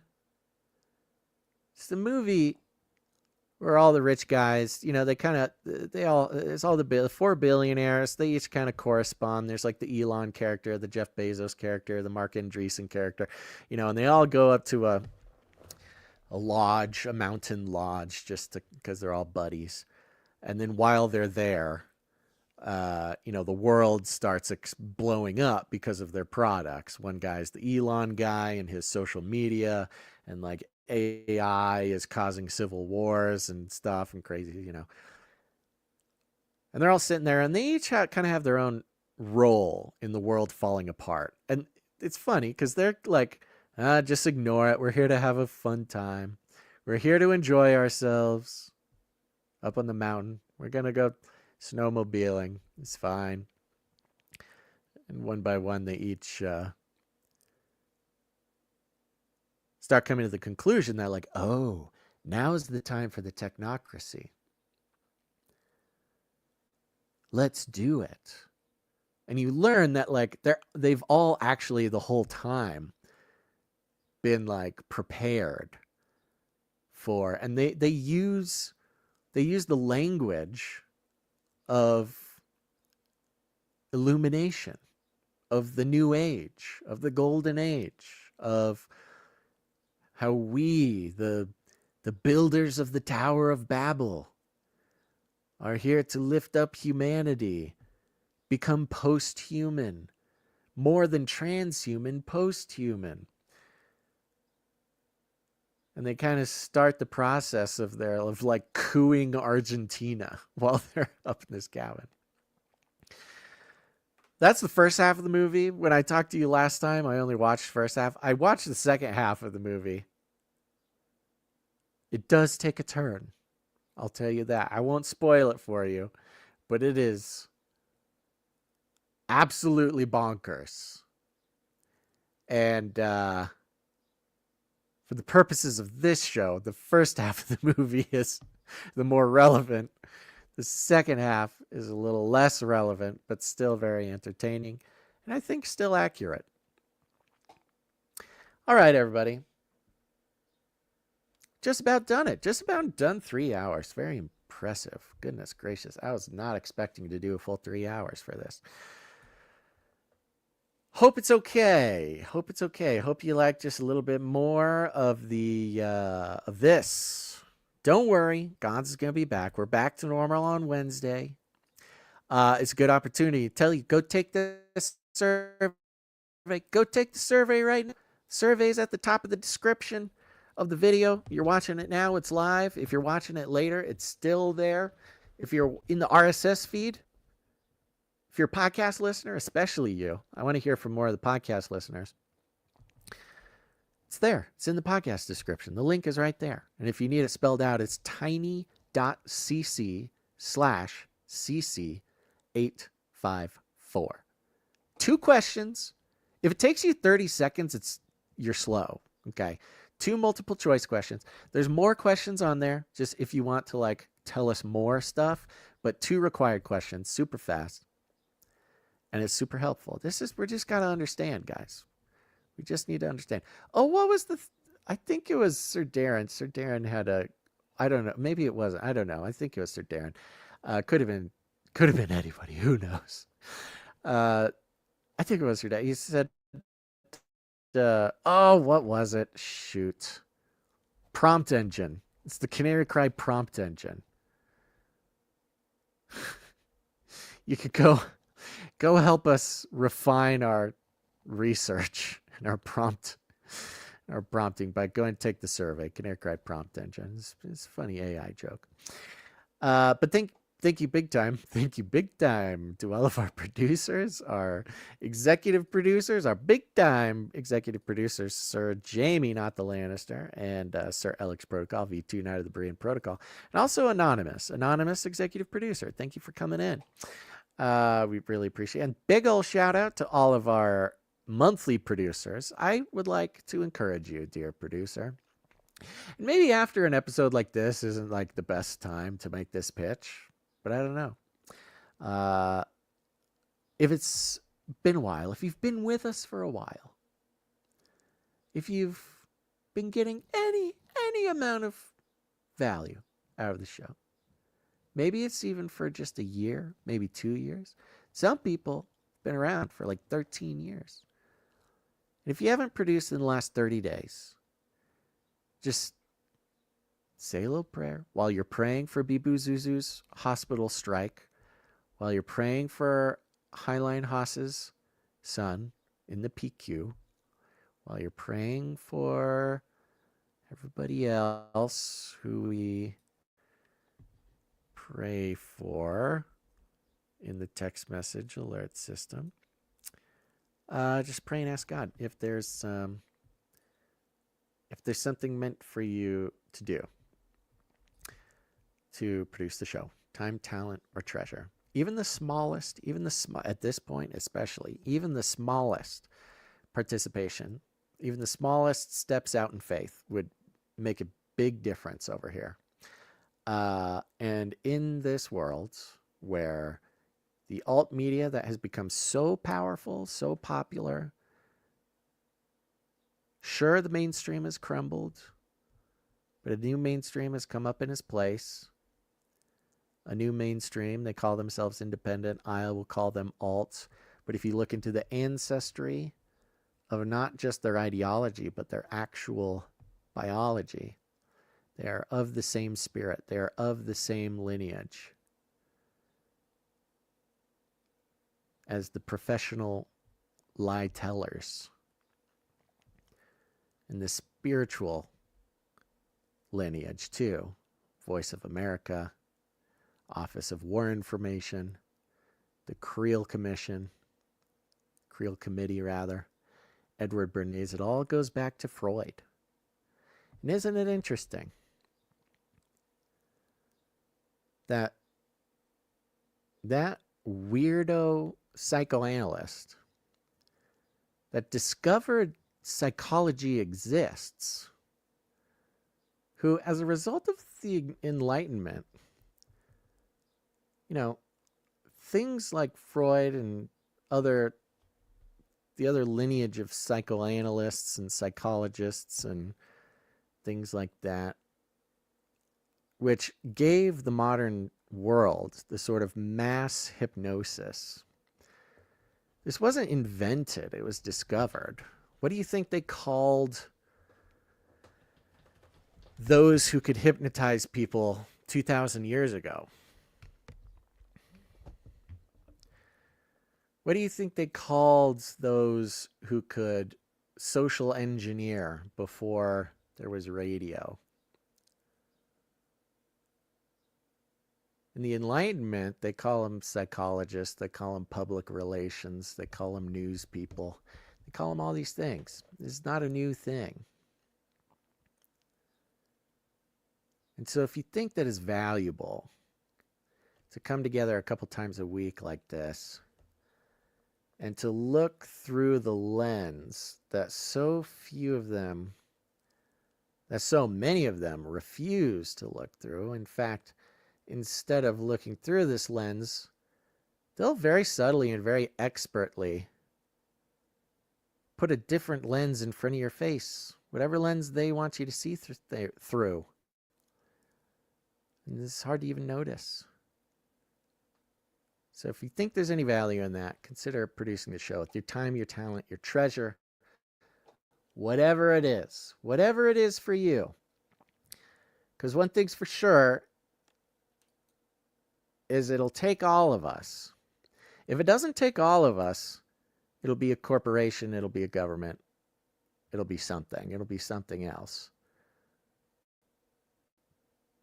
I mean, those are the options we have. We have establishment, we have non-establishment. And if non-establishment isn't going to be the way, there's a reason why so few things survive without the establishment's support or blessing. And that's because it takes a lot of people to come together to replace an establishment supporting something. So go to canarycry.support. You can learn all about it. Just ask the Lord, whatever it is that He's got planned for you. Appreciate that very much. And remember, it's not just about money. We got people making art, making jingles. We had some people send some stuff in. I wanted to wait till Gons was here, though. So we'll do artists next, this coming Wednesday. It's almost 4th of July, folks. 4th of July on Friday. Ooh, so that'll be fun. Do some 4th of July producership. Should we do a 1776 special? Something like that. I will set off one firework for each person who comes and produces the show for 1776 on Wednesday. CanaryCry.support. You know the drill. But we also have people who help us out with all sorts of stuff on the back end. People giving of their time, their energy. And one beautiful, wonderful group of people who do exactly that are the timestampers. Oh, well, timestamps. Timestamps. It's hard work. Thank you, timestampers. It is going to be either Jade Bouncerson or Morgan E. Thank you very much. Timestampers come and timestampers go, but Morgan E. and Jade Bouncerson, they are forever. God bless you too. We also have thank you to Jam for heading up the Telegram and sending in the links. Thank you to Adam42 for heading up the Discord channel. And of course, thank you to Smiley for doing canarycry.support. We want to do canarycry.support. It's a wonderful social media alternative. Slower, no algos, just Canarians. Get into it at canarycry.community. Did I say canarycry.support? I did. It's canarycry.community. Thank you to Joe for all your feedback, and thank you to Clank for everything you do, Clank. And real quick, a big old thank you to everybody who's holding meetups. If you go to canarycrymeetups.com, we got meetups going on. The next one is right now in Dallas, or near Dallas. It's in Garland, Texas. So if you're a Texas Canarian, you're somewhere around Dallas or Garland, Texas, go to canarycrymeetups.com. You'll see on, what is it, August 30th, we got a meetup. You can call Rob. We got his phone number there. You can email truthtransistorradio@gmail.com to get in touch. Garland, Texas, folks, go do it. And you can put on a meetup yourself. I'm telling you, if you're in or around a mid-sized metropolitan area in America, you got Canarians all around you. It just takes somebody to put on the meetup, and they will show up. So go do that. If you put on a meetup, you can email us at canarycryradio@gmail.com. And we'll put it on the website. We'll pitch it during the shows. We'll make sure people show up because it's a good time. Telling you, human beings, you don't need AI friends, okay? Even if you know that they're AI friends, don't fall for it. They're very tricky. They're very, very tricky, those little guys. I want to thank Cage Rattler Coffee. Go to CageRattlerCoffee.com. Get some coffee, support some Canarians, support the show. That's always a good thing. It's a good thing to do. All right. Other than all that, share the show. Do it. I'll say this time. This one time, I'll give you permission to share the show. You all have permission. Pick one person, and you can share the show with them, okay? Just this once, so make it count. We call it rattling cages, and all you got to do is walk right up to them, grab them by the cage, and then you shake The them. end of the world occurred pretty much as we had predicted. I want to shake things up, stir up some controversy, rattle a few cages. Hey, stop that! You'll never silence me. I'm the last angry man, a crusader for the little guy. Leave the bird alone. Never. Rattle a few cages. Rattle a few cages. The human race will have every opportunity to improve. And if they don't? Ask Noah. That's right. Just ask Noah. Gauntz, do you have any last words? Oh no. He's not here. He'll be back though. He'll be back on Wednesday. It's going to be a good time. Let's see here. 4th of July, we got that coming up. I don't have my Canary Cry calendar in front of me. See, that's a mistake. That's a mistake. I should have had my Canary calendar. And I know it's probably within, maybe not arm's reach, but like 2 arms reaches maybe, but I'm attached. I'm attached to this computer. Although that would be a pretty entertaining opportunity if I got up on camera, started walking around, bumping into things, crashing the green screen. It's all fun. It's all fun, okay? All right. But if this is your first time, don't let this show turn you off. Don't do that. Just come back again. Come back one more time. We'll have a regular show on Wednesday. Thanks, everybody, for tuning in. Yeah. And make sure to tune in next time. But until then, think outside the cage.